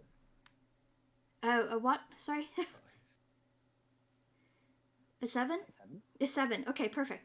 And its speed is reduced by 10 feet, so now it can only move 20 feet until your next turn. So 7. Oh god, I forgot I had to do math. That's a lot of damage. Okay. It is. Okay, yeah, you fire this ray of frost and you perfectly dodge around Urgot and you hit him right in his chest and he seems to like stagger back and kind of hold it like it really pained him and it's taking a lot out of him to have been hit by that. Just one clarification thing. Can you move? Yeah, And then you move 10 feet, hit him, and then move back. Oh yeah, you could do that. It wouldn't do anything, I don't think, right now. There would be no advantage. You've already hit him and everything. But I think... I just mean like in future, just so I Yeah, you can do that. You can, in total, in your turn, you can move 30 feet, unless it's said otherwise. You can split it however you like. Yeah. So, you can do 10 feet and then take your action, then 20 feet, or, you know... Okay. Just so I understand as well, I have like +4 on Arcana. Is that not relevant? Arcana is like... if you wanted to try and see if there was magical traces of something without using detect magic, that would be when Arcana comes into play. So it's not for your actual attacks. Yeah, I didn't realize you could do that. Okay, I'll do that in future. That sounds pretty good. Yeah. Also, is Arcana also like, let's say, if you have a magical item to see what that magical item does? Yeah, you can. Yeah, you Okay, can yeah, okay, I see. learn stuff about magical things, essentially. Okay, cool. Okay, that's the end of your turn, which means it's the bad guy's turn. I can kill that. Okay, is he gonna move first? I think he will. 1, 2, 3. And he's going to try and hit you, Demi, with, or Ergot, with his short sword, which I think, are we going to count that actually before I do that? Are we going to count diagonal as adjacent? Like, you can only attack with a sword if you're adjacent like this. Do we think this counts as adjacent? I mean, if it's 10 feet, it should, yeah. If we say diagonals are 10 feet, yeah. Yeah. I think it counts. Okay, so he's going to try and stab you with his sword. What's your AC? Yeah, It's really high, isn't it? 15. Yep. It was a 3 again. Yeah, he completely misses. He goes to hit you and then, like, claws at his chest again where the ray of frost hit him. And he staggers and he completely misses. Oh, actually, shit, he can only move 20 feet, so he couldn't have even gotten to where you were. God damn it. Okay, well, let's say he tried to hit you anyway and he completely missed because he was too far away. Yep. Wait. Oh, wait, yeah, he grabbed the sword, not a bow. Yeah, okay, yeah, that makes sense. Yeah. Okay. Yeah, okay, then what I did for Jest, it was completely unnecessary, but fine. Yeah. I, for some reason, thought she had a bow and was gonna shoot. Wait, they have a bow and a sword, but they were going with the sword this time. Okay, I see. Okay, it's my movement now? Yeah, it is. Okay, so I'm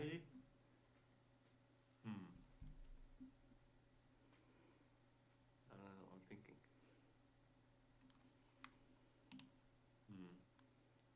Okay, I'm not gonna overcomplicate it.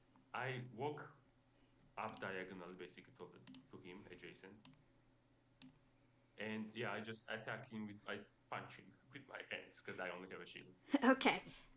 Roll a d20, please. Yes. But wait. Did we agree? Do I have proficiency in unarmed strike? Do I get to add my proficiency bonus? Yes. Yeah. Okay. Then I rolled a total of 21. Actually. Oh damn. Okay, yeah. So what do you know what damage dice you roll? I think unarmed strike is bludgeoning damage 1 plus strength modifier. So that would be 4. So it just says 4 damage. You don't have to roll. No, you don't have to roll. It's just 4. Okay. Yeah. 4 bludgeoning. I don't know if that. Okay. Where are you going to punch him? Where are you aiming for? I'm gonna punch him in the chest where Chester hit him and was grasping it. Okay, yeah. You punch him right where the ray of frost hit him, and he stumbles back, and he looks like he is completely in agony. He does not look like he wants to continue this fight, but it's like he has to. So he stands back up a little bit and straightens, but he looks worse for wear. He does not look like he's doing very good. Bonus action. Can I shout at Jesty? Yeah. And say, you wanna kill this thing, or you want me to restrain it and try to have a conversation? Yeah, I was gonna say, I think based on the fact that it looks like it's sort of fighting without will, we could maybe try and get through to it in some way. If he's able to restrain it, I don't know if we can do that. It would have to be on his next turn, which would give them the opportunity to attack you guys. Don't kill him this turn. Don't attack him, basically. He's gonna get a free shot at you then. It's fine. I have 15 AC. I don't think what I can do.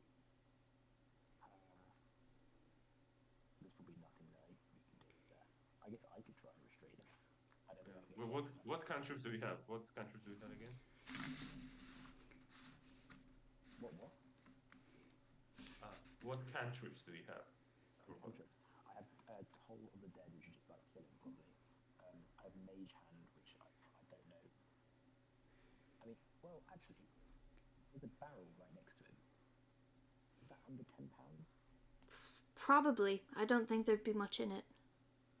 Could I try and use Mage Hand and drop the him like it over his head, sort of thing, so I can get him in it? Is he that weak that I could do that and not just like take it off himself? Okay. I do think the barrel is closed though. So do you want to try? How are you gonna do this? Are you gonna just try and smash his head into it, or? Right. I'm gonna shout to Derry and say, Yeah. Ergon, if I try and smash that barrel over his head, do you think it would finish him off, or do you reckon we could get him in it? Wait. Can I answer? Can you try to smash it on my head and then put it on his head? On your turn, you could try that. Yeah. Okay. Yeah. Okay. Yeah. Smash Derry and try and like. Well, no, you've already got loads of armor. Maybe you don't need another barrel on him. Do we think we'd kill him by putting the barrel on him? I don't know. I mean, you can roll to see if you think he's close to death. That close to death, I mean. I'll try and figure out if he's close to death. Okay, that roll a d20 and add your perception bonus if you have one. Is that passive wisdom? Perception wisdom, yeah. It's not. No, it's in the skills area. Perception wisdom. No, okay, so what did, just roll then. Well, 8. 8. You think he's close to death, but you don't know. Like, he seems to be ready to be done, but you're not entirely sure if the barrel would kill him or not. I kind of want to keep this guy alive. I don't want to. I can't prise the thing off it with the. I can't prise like the entrance of the barrel off. You know, the lid of the barrel off. Can I? Let me see. So one thing I think we forgot to tell Medic Bittling is that Medic, in your skills, do we have any numbers? What skill? Yeah. In this. Okay, no. Go through all of them, and you see how there's on the next two names like text, whiz, and so on. Yeah, just write whatever plus you have in the same thing. So next time he asks, you can easily look up, let's say, Oh yeah. medicine. You can just type +1, so you know next time he asks, you can be like, oh, I have +1. It's much easier. Yeah. Right. I'm not sure entirely what you mean. Okay, so in the skills, like you have some skills where you don't have it checked, right? And other skills where you have it checked because it's your proficiency. Okay, so go through all the skills that you don't have checked and just write the same modifier that you have in the stat that is next to it. So say acrobatics, we have dex, just write whatever is your dexterity. And in the other ones, just write whatever is that plus 2, right? Okay. So Just yeah. Still on perception. Yeah. Yeah, so you do have, so you have plus whatever Would have, is yeah. your stat for every single skill, yeah. So So I did roll 10 then. it would have been a 10. It's same information. You think it's close to death, but you can't be sure how close. Okay. Mage Hand cannot be further than 30 feet from you.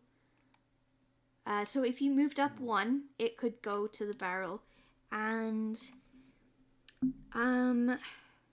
or wait. I would need to like prise the Yeah. bit and then put it on him, which would be pretty. It can't attack, activate magic items, or carry more than 10 pounds. How strong is it? Could it pull the lid off the barrel? Barrels are pretty strong. I don't think it could, honestly. Yeah, I'm gonna say it can't. It could pick up the barrel, but it can't open the lid. Am I right in thinking that with the mage hand I can push someone back? I think you can try. Something more likely, because it's 10 pounds, right? Yeah. The weight is basically around the push, right? Yeah, I think you could try, but I think you would fail on anything that was heavier than 10 pounds. Yeah, that's fine. Medic, think of mage hand as like another like a magical small hand, right? Not like nothing like huge or anything like that. Okay. I'm just going to. I'm not going to do anything. I'm just going to shout over to the wood elf and just be like, "We don't want to kill you. We just want to talk." Okay. I don't know if that gets through to him. It probably doesn't. Okay. It's his turn then, and he's going to try to stab Demi, I think, with his sword. He ignored me. Which would, no, he misses. He goes to stab you, and you just sort of lean out of the way a little bit, and he completely misses. If he misses, Yeah. do I get some kind of can I try to grab him? Grapple him or restrain him? No, but it is your turn next, so you could do that in a Okay, second. yeah. I think that's his turn over. Yeah, it's your turn now. Okay, then because Jesse didn't kill and shouted, I tried to grab him, kind of like restrain him without doing any damage. Okay. So roll a d20 with strength athletics, and I'm going to roll as well, and whoever has the higher number will win this interaction. I rolled a fucking natural one. I rolled a 2. That's so funny. Oh my god. Wait. Do my modifiers still apply to No, ones? natural 1 and natural Yeah, 20, you don't add things. Well, you can to a 20, but you win anyway. To a 1, you don't add anything. Yeah. So he does succeed by a single point. Oh my god. He succeeds by a single point. Which I'm gonna say was your action, but you can still move if you'd like. Yeah, it was your action. Yeah. Then I move. Let's see. Wait. I move. Yeah. Oh, no, I can't say anything to you, can I? Okay, never mind. No, not yet. Wait. Okay, I move.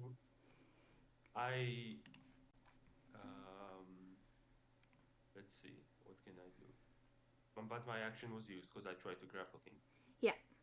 I have such a good idea. Well, it's your turn next. You can. You can say I don't then. have an action anyway, so it's probably not gonna work. Yeah. Oh, okay. Okay. No, I don't think I move. I don't move. Okay. Yeah. So Jesse, it's your turn now. I mean, I don't think I can do anything either. I think we just have to retry and just like not roll in that one. Okay, but just so you know, because we are playing as our characters, I have no idea what your plan. Yeah. You only shouted that you didn't want to kill it. I don't know anything aside from that. That's why I didn't do anything last turn. But we agreed that we wouldn't like metagame, right? So just so you know, you had an idea, right, with the mage hand. But my character doesn't know what you were trying to do because you only shouted you didn't want to kill him. So that's why I didn't do anything last turn except try to grapple him. Okay, yeah. I mean, okay, fine. Ergot. Well, I don't know if that counts as like an extra turn, but like if you can rip the top off that barrel, I'll try and put it on top of him. But otherwise, it may just be easier to like restrain him. I don't know. But yeah, I mean, I'm not gonna do anything again other than telling Demi that I want, that I agree that I want to try and restrain him and talk to him. I don't think there's anything else I can do. I think if I can move anything in between them to stop him from at least having a chance at stabbing him. But it looks like it's not completely anyway, so yeah, you can just skip that right there. Okay.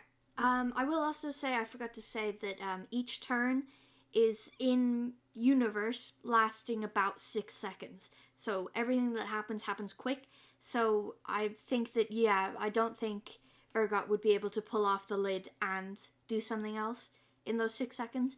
So that's just generally how to think of it. Okay. So it's the creature's turn. He's going to... Would he keep trying to hit you, or would he try to fire at Medic? I feel like he'd keep trying to hit you. Depends on his intelligence. Oh my god, yes, a 17. Okay, I actually hit you this time. Finally, actually doing some damage. Okay, so he went to stab you with his short sword, which is... Okay, 2 points of damage. He like jolts forward to try to stab you, but misses again just a little bit and ends up just nicking you on the arm with the sword. He barely touches you, so that's 2 points of damage. Okay, that's his turn. I try to grapple him again. Okay, same thing again. Yes, the same thing. Two opposing rolls. Okay. What did you roll? It was athletics, right? Yeah, strength athletics. Okay, total of 9. Okay, I rolled a 3 plus nothing. So, Oh, wow. yeah, you grapple him. Which... Pin him down to the ground was my idea. Yeah. Okay, so you can do that. I do think you're out of initiative now. If you guys have no plans to attack him, and you're restraining him so he can't attack back. So I think the combat's done for now. Yeah, okay. Okay. So I'll stop sharing my screen for now, if I can figure out how to do that. Is it struggling as I'm like counting it down? Yeah, I think so. He's struggling pretty hard. Okay. Do you want me? I shout to... No, I was just gonna shout to Jesse, can you come here and arcana this bitch so I don't have to deal with this? Okay, do you want me to leave this share screen up so you can see everything? Yeah, leave this share screen up, yeah, okay. So yeah, you're like over here as well. Okay. You're probably closer if you're grappling him. I'm probably on top of him, yeah. Probably yeah. just sitting on top. Okay. Okay, so what are you guys gonna do?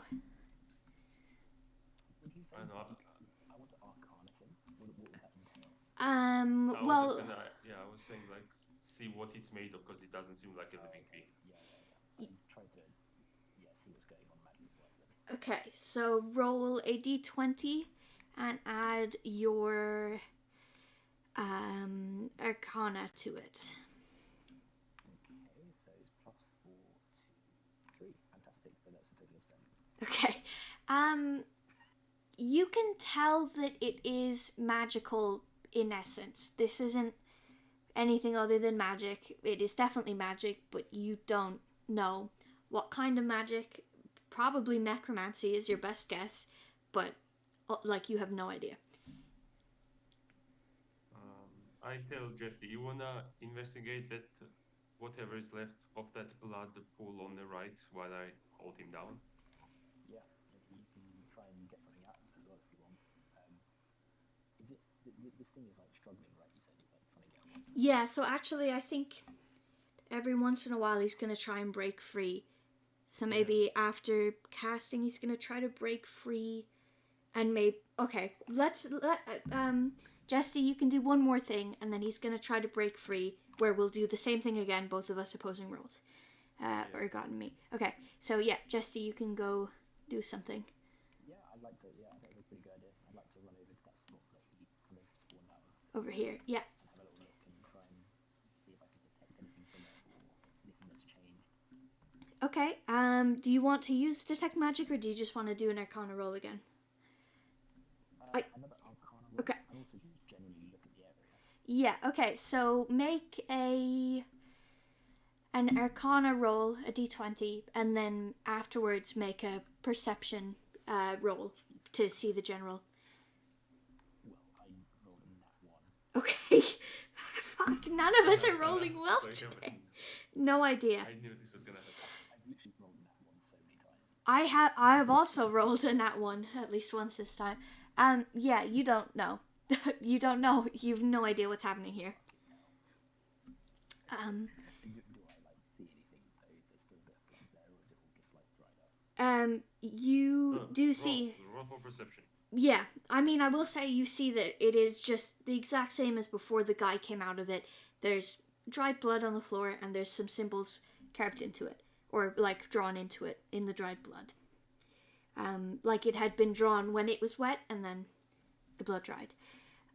Yeah, make a perception check if you would like to look around for non-magical things. Great. Okay. So 15 plus 2, so 17. 17. Ooh.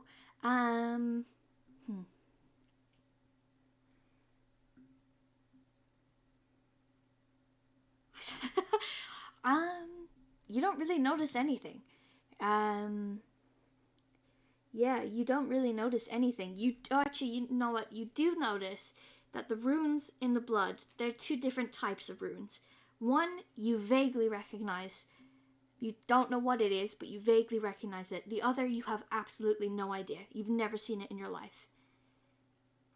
Okay, I vaguely recognize all of them. Is that the end of anything I can do? Oh, yeah.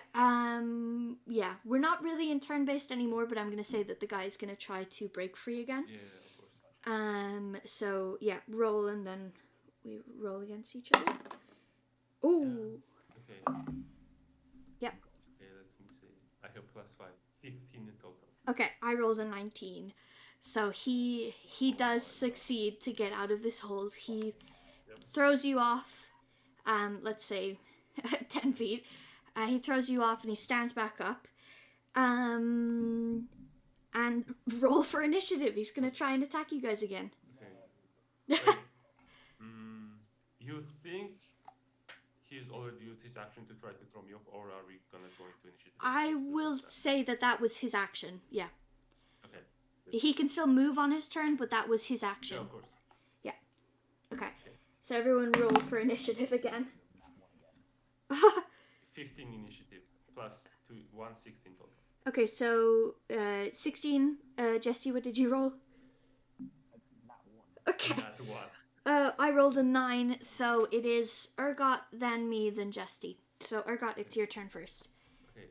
Before I try to restrain him again, I try to kind of like see, is there anything in his body or outside of like any type of pore or anything I can see, like anything that stands out from like a mushroom skeleton exterior? I would assume it would only have.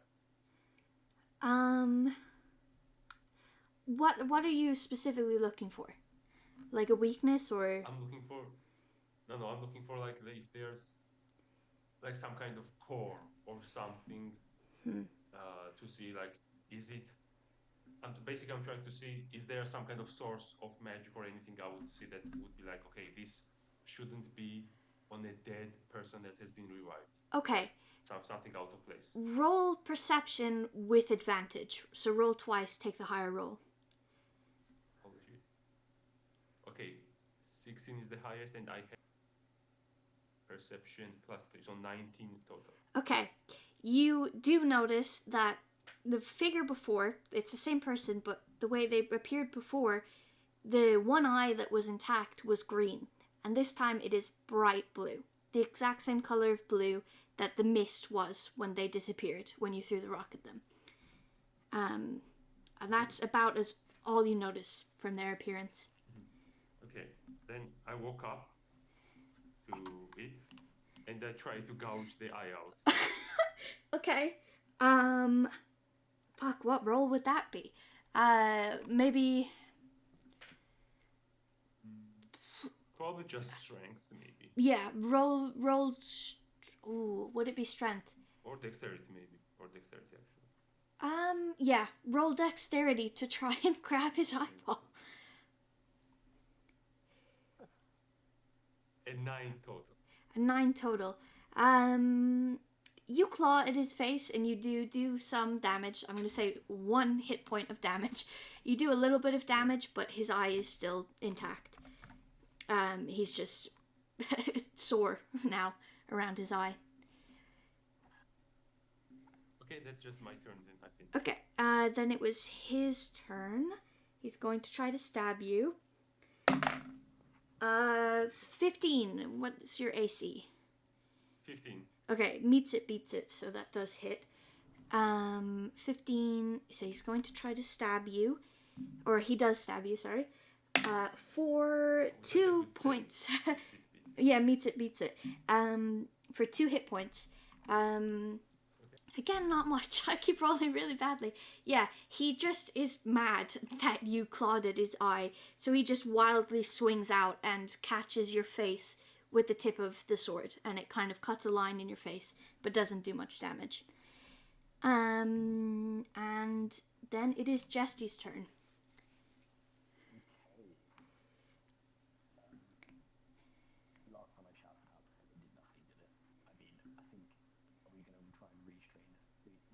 restraining this guy. We could try and get him in more of a bind so that it's not just like one versus the other roll, and we have to keep going through the process again. Is it? I mean, am I able to shout over to Ergon to like Yep. try and theorize how we can get this guy in a more like consistently restrained position? Yes, I'd say you can each shout one sentence at each other, and if it goes beyond that, that is your turn. So you could say one thing to him, he can reply, and if you have to say something back to him again, then that's your action for that turn. Basically, you can bonus action a shout, basically. Oh yeah. Okay, yeah. My mage hand. Okay, can I? Okay. This could be a fucking bad idea. Can I? I'm gonna run towards the. I want to try and get in between the tent as close as I can between the tent and the wood elf. Okay, okay, one. I say you can just step over that. 2, 3. There we go. Yeah, okay, that's fair. Can I use then mage hand to like just, I mean, is this a light tent? Like just take the tarpaulin? Yeah, it's kind of torn apart. I know it looks pristine on the map, but it's like all torn apart and kind of shredded. So it would be very easy to pick up. Okay, I'm just gonna use my mage hand and just like grab and throw over the top of this thing, and then with my bonus action just shout to Demi and say, wrap him up. Okay. Does mage hand have to roll? Does it have to roll? I would say so. Yeah, roll a d20. What would it be? Roll a d20 for dexterity, I want to say, because you do control the hand directly. Dexterity, and roll with advantage, because this should be really easy. So roll twice and take the higher roll. I'm trying to wrap him up myself. I'm just trying to like get it over him and then Yeah. we can finish off. Okay. Okay, 14 to 16. Okay, yeah, you can do that. You throw the tarp over him and he kind of stumbles a bit and he can no longer see anything. And then it's Urgot's turn. Yeah, okay. I try to wrap him to kind of like immobilize him so he can't move using the tarp. Okay. Yeah. Opposing rolls again, but I think disadvantage for me because he can't see anything. Okay, that was a nat 1 first try, so you succeed, unless you rolled a nat 1. No, I didn't. Okay, so we're out of initiative again, and you've got him caught again. Is he gonna? I was gonna say, is he gonna escape again, or is he like wrapped to the point where we don't have to? Or is he gonna like roll with disadvantage or something? He's gonna roll with disadvantage. He's gonna keep trying to get out, but he's going to struggle a lot. Okay, I see. Well, if you're out of the initiative, I tell Medic, did you notice the blue eye, which was supposed to be green last time we saw this guy?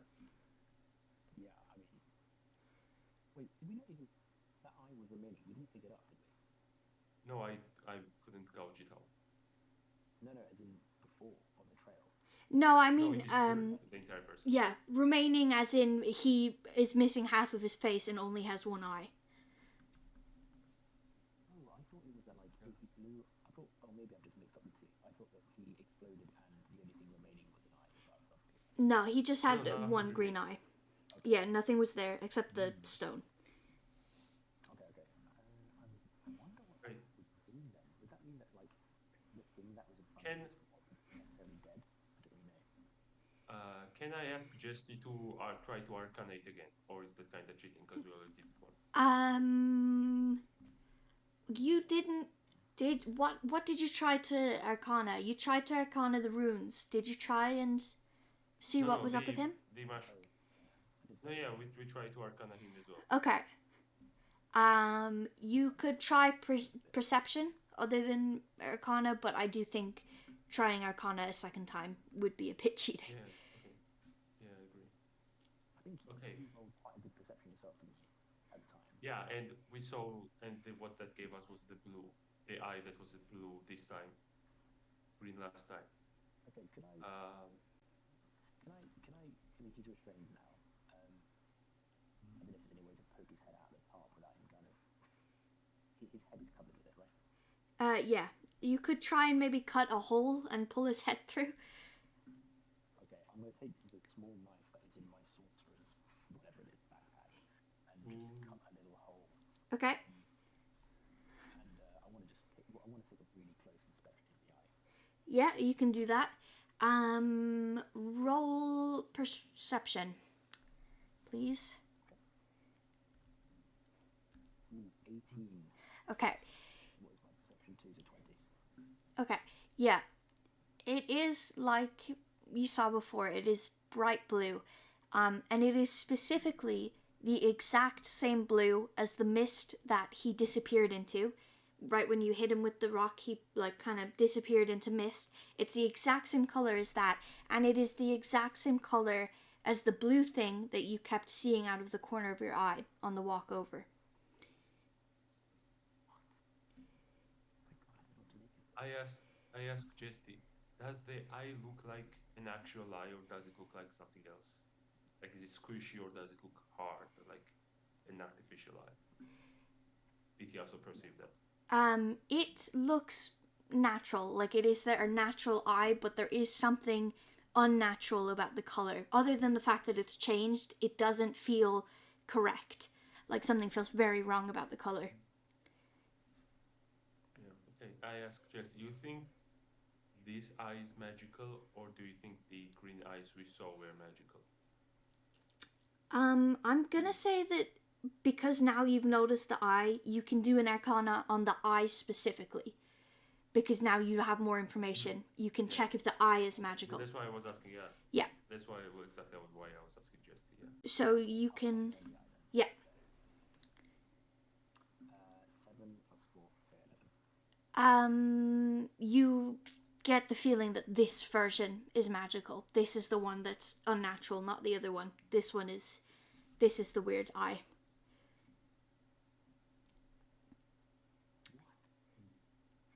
I think. I asked Jesty. Yeah, I think he's gonna try and get out again, but he does have disadvantage, so he probably won't.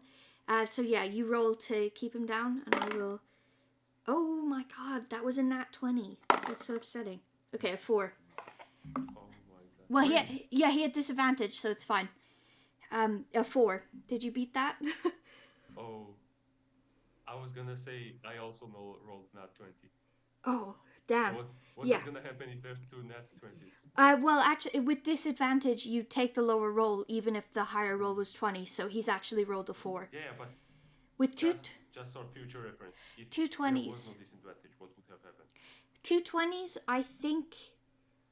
Fuck, I don't know. Just roll again, because we both. I think we just roll again. I think nothing happens. Yeah, the situation continues as it was. Or a roll again, because I feel like meets it beats it counts unless you both roll 20. Yeah. Because then you're both doing as best as you possibly could. Yeah, we want to do the opposite thing, so yeah, I feel like the first thing is to reroll. Yeah, but he did roll a 4, so he's continued to be restrained, and you guys continue on. Okay, I tell Jesty. I don't think we are making conversation with this guy. You think it's worth to just gouge the eye out and continue? I'm gonna say I think that's reasonable, but I'm gonna try one last time to try and I actually speak to this thing and say I'm to say like, is anyone in there? Okay. In Elvish, unless he speaks in Elvish, maybe. I think he would know it Elvish.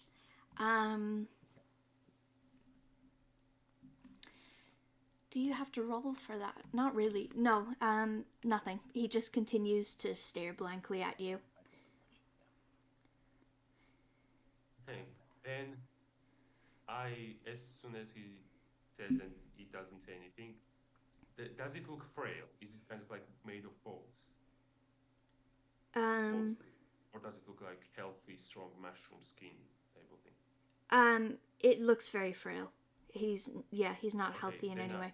Then I try to rip its head off. Okay, yeah, strength. Do it. Strength athletics, please. Okay, so 14 total. Okay, 14 total. Succeed. I'm pretty sure. Yeah, you rip his head off. Okay, and can I grab the eye out, because now it is just I have the head, so it should be easier. Yeah, you can just pull the eye out. Okay. Huh. Okay. You do that, and it is dead.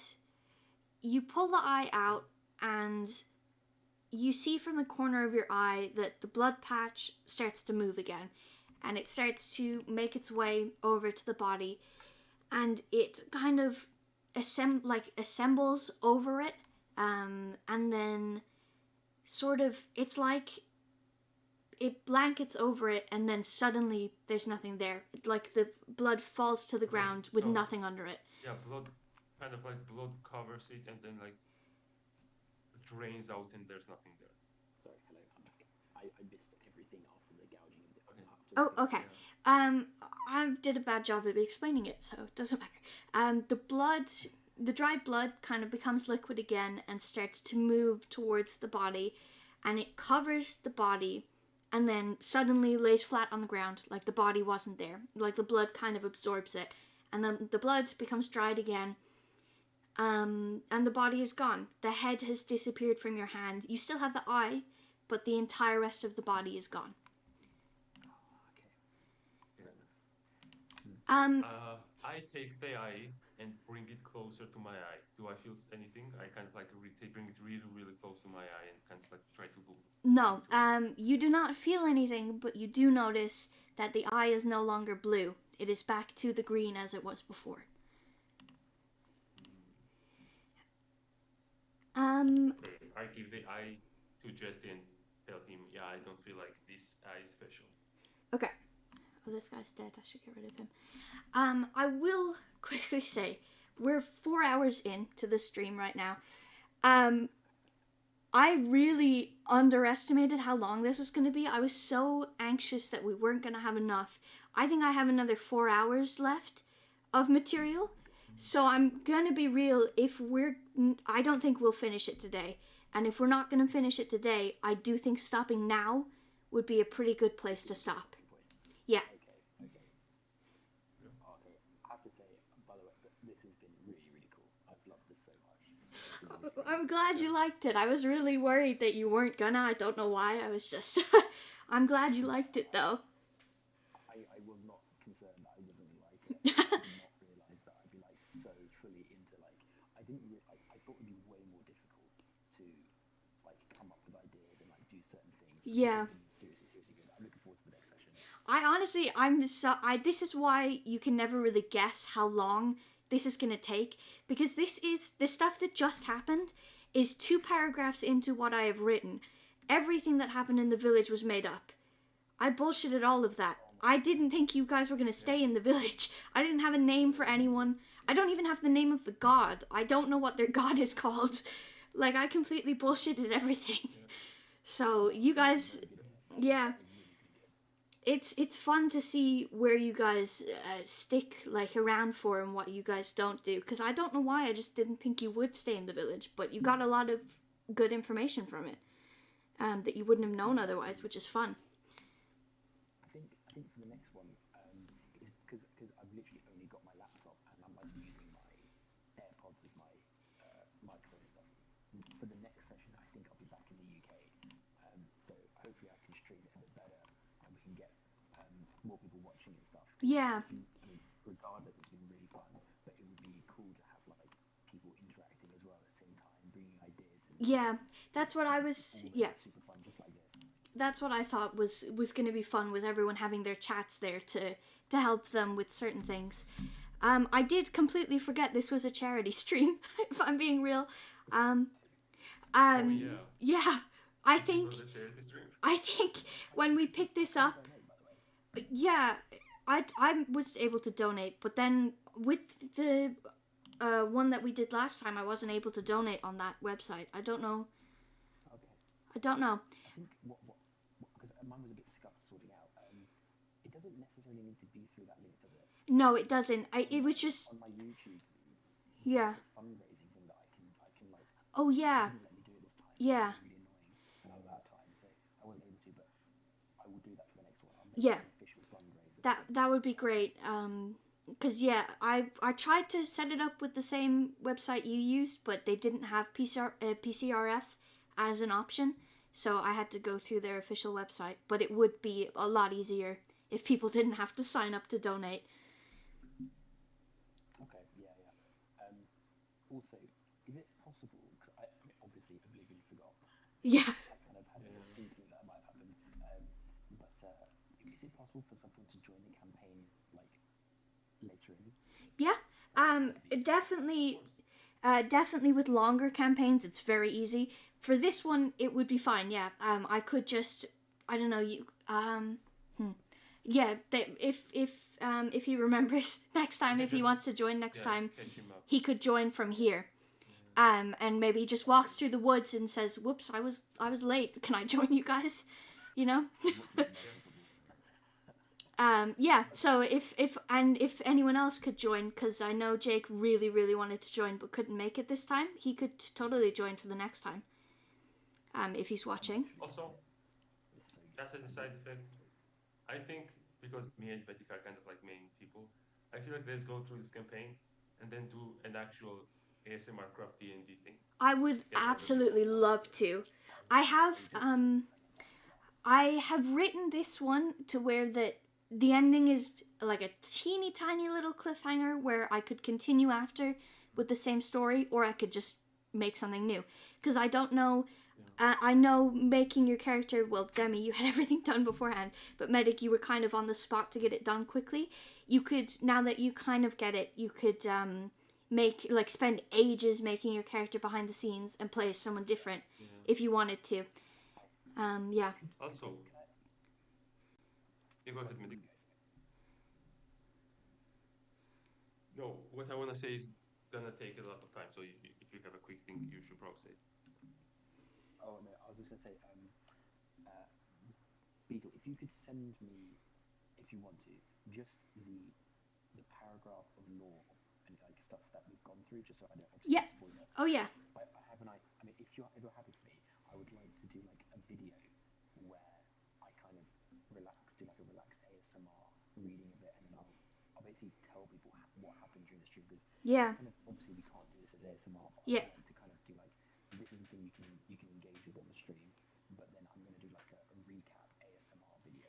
Yeah, I could to find the stream from that. I could definitely do that, because the way I had to write it is there are a lot of things that you know are going to happen, and there are a lot of things that you don't know are going to happen. Like, I knew I would have to describe the town you were going to be in, so I have that whole paragraph written out, but I didn't know what you guys were going to say to the guy, so I couldn't write out what he was going to say. So I have certain things completely written out, and then other things like bullet pointed what you need to know from this interaction.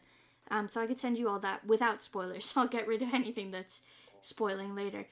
I was going to ask, I was thinking of turning the one-shot campaign into just another video, just like a not ASMR video, just editing it down into one campaign and uploading it on a separate channel so it wouldn't be monetized or anything. But would you guys be okay with that? You can do whatever you want. It can be monetized, yeah. Yeah, exactly. Yeah, don't feel like I'm happy for anything. Like, we could even make a channel on here so that people are really aware of what's going on. Good point, Ben. That'd be fun. You brought up a good point. Here's a question I have. If there's quite a few people who want to do D&D, but let's say, Bitling, you would know this better. I don't think it would be productive if there's like 10 people in the same campaign, right? Yeah, generally speaking, I would say 6 would be what I would be comfortable going to, but higher than that, I think I would lose my mind. Do you think it would work if, let's say, there's a lot of people, for there to be more than one dungeon master who know what's going on, so they agree ahead of time? Yeah, And then they each have their groups. That would be fun. Yeah, that could work as a thing. Yeah, two people making up the story together, and then we run the campaign separately with different groups. That could work. Exactly, and then we update each other, basically Yeah. this event here to make sure it's Um, consistent. And then maybe for the finale, they all meet together and fight the boss that'd be fun. together. Um, Yeah. I- So the reason I'm asking that is because if we can do that, we can work through the details. But if we do that, I think we should add Bitling to staff team and just have like a DnD section stuff where if we do go through this, I don't know what you feel, Medic, but I feel like this is, even content-wise, I feel like this is definitely something we could explore. And even I'm like very excited to go down this road. I would even be dungeon master. If there's no one else who wants to be a dungeon master, let's say, and we need others, I would be more than down to be on the DM side. Yeah, I'm happy for you guys to do whatever you like. I'm literally loving it so much. Whatever you guys are comfortable with, crack on. I'm happy to stumble along as a elf mage who doesn't know what's going on. He's trying to put barrels on top of people's heads. Loving it. Oh, by the way, for that whole bit from when I was saying he was like low on health, he looked like he was kind of dying. He was on 3 HP the whole time. So if you had hit him with the barrel, he would have died. Yeah, I was really, really worried. I thought I was going to smash it over his head and just like... Yeah, if you had rolled too well, I would have made you kill him. I'm trying to like... I think for the next one I'm going to try and be like... I'm really cautious, but like, if you're too cautious, you never do anything cool. Yeah. We'll see. I have to run for now because I'm scared that I'm going to wake people up. Okay. But yeah, I love that. Let us know when you're next available, Beetle. Yep, I'm basically available always, to be honest, so... I would love Wait. it. I would prefer if we could wait maybe a few days just so I Yeah. can get to the UK because Oh, yeah. I really want to do it properly. We could... Yeah, I'll try and get in contact with Oblivion, see if he wants to play. No, don't worry, we already got in contact. Okay.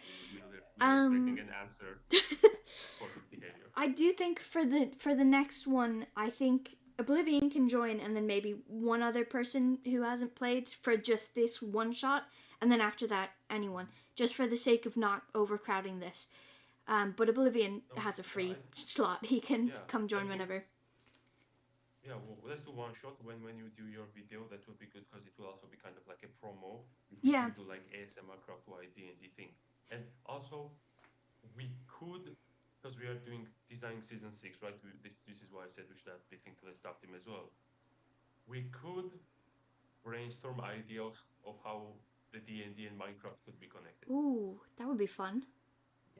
Yeah, because we had some ideas. Literally a damage tree. Like I'm just constantly thinking about lore and how you can like tie in. If you're interested, Beetle, obviously, if you don't really want to join the staff team, don't feel pressured. Like it does not matter at all. But if you are interested, yeah, that would be of course. Yeah, I'd be totally down. That'd be really fun. Awesome. Right, I'm gonna run. See you Okay. later. Definitely. See you later. Okay, bye. Bye. Yeah. I'm gonna run as well. Yeah. Yeah. So yeah, it's 2 a.m. here as well. Yeah, but yeah, we can reconvene tomorrow and stuff. Yeah. And chat. Cool.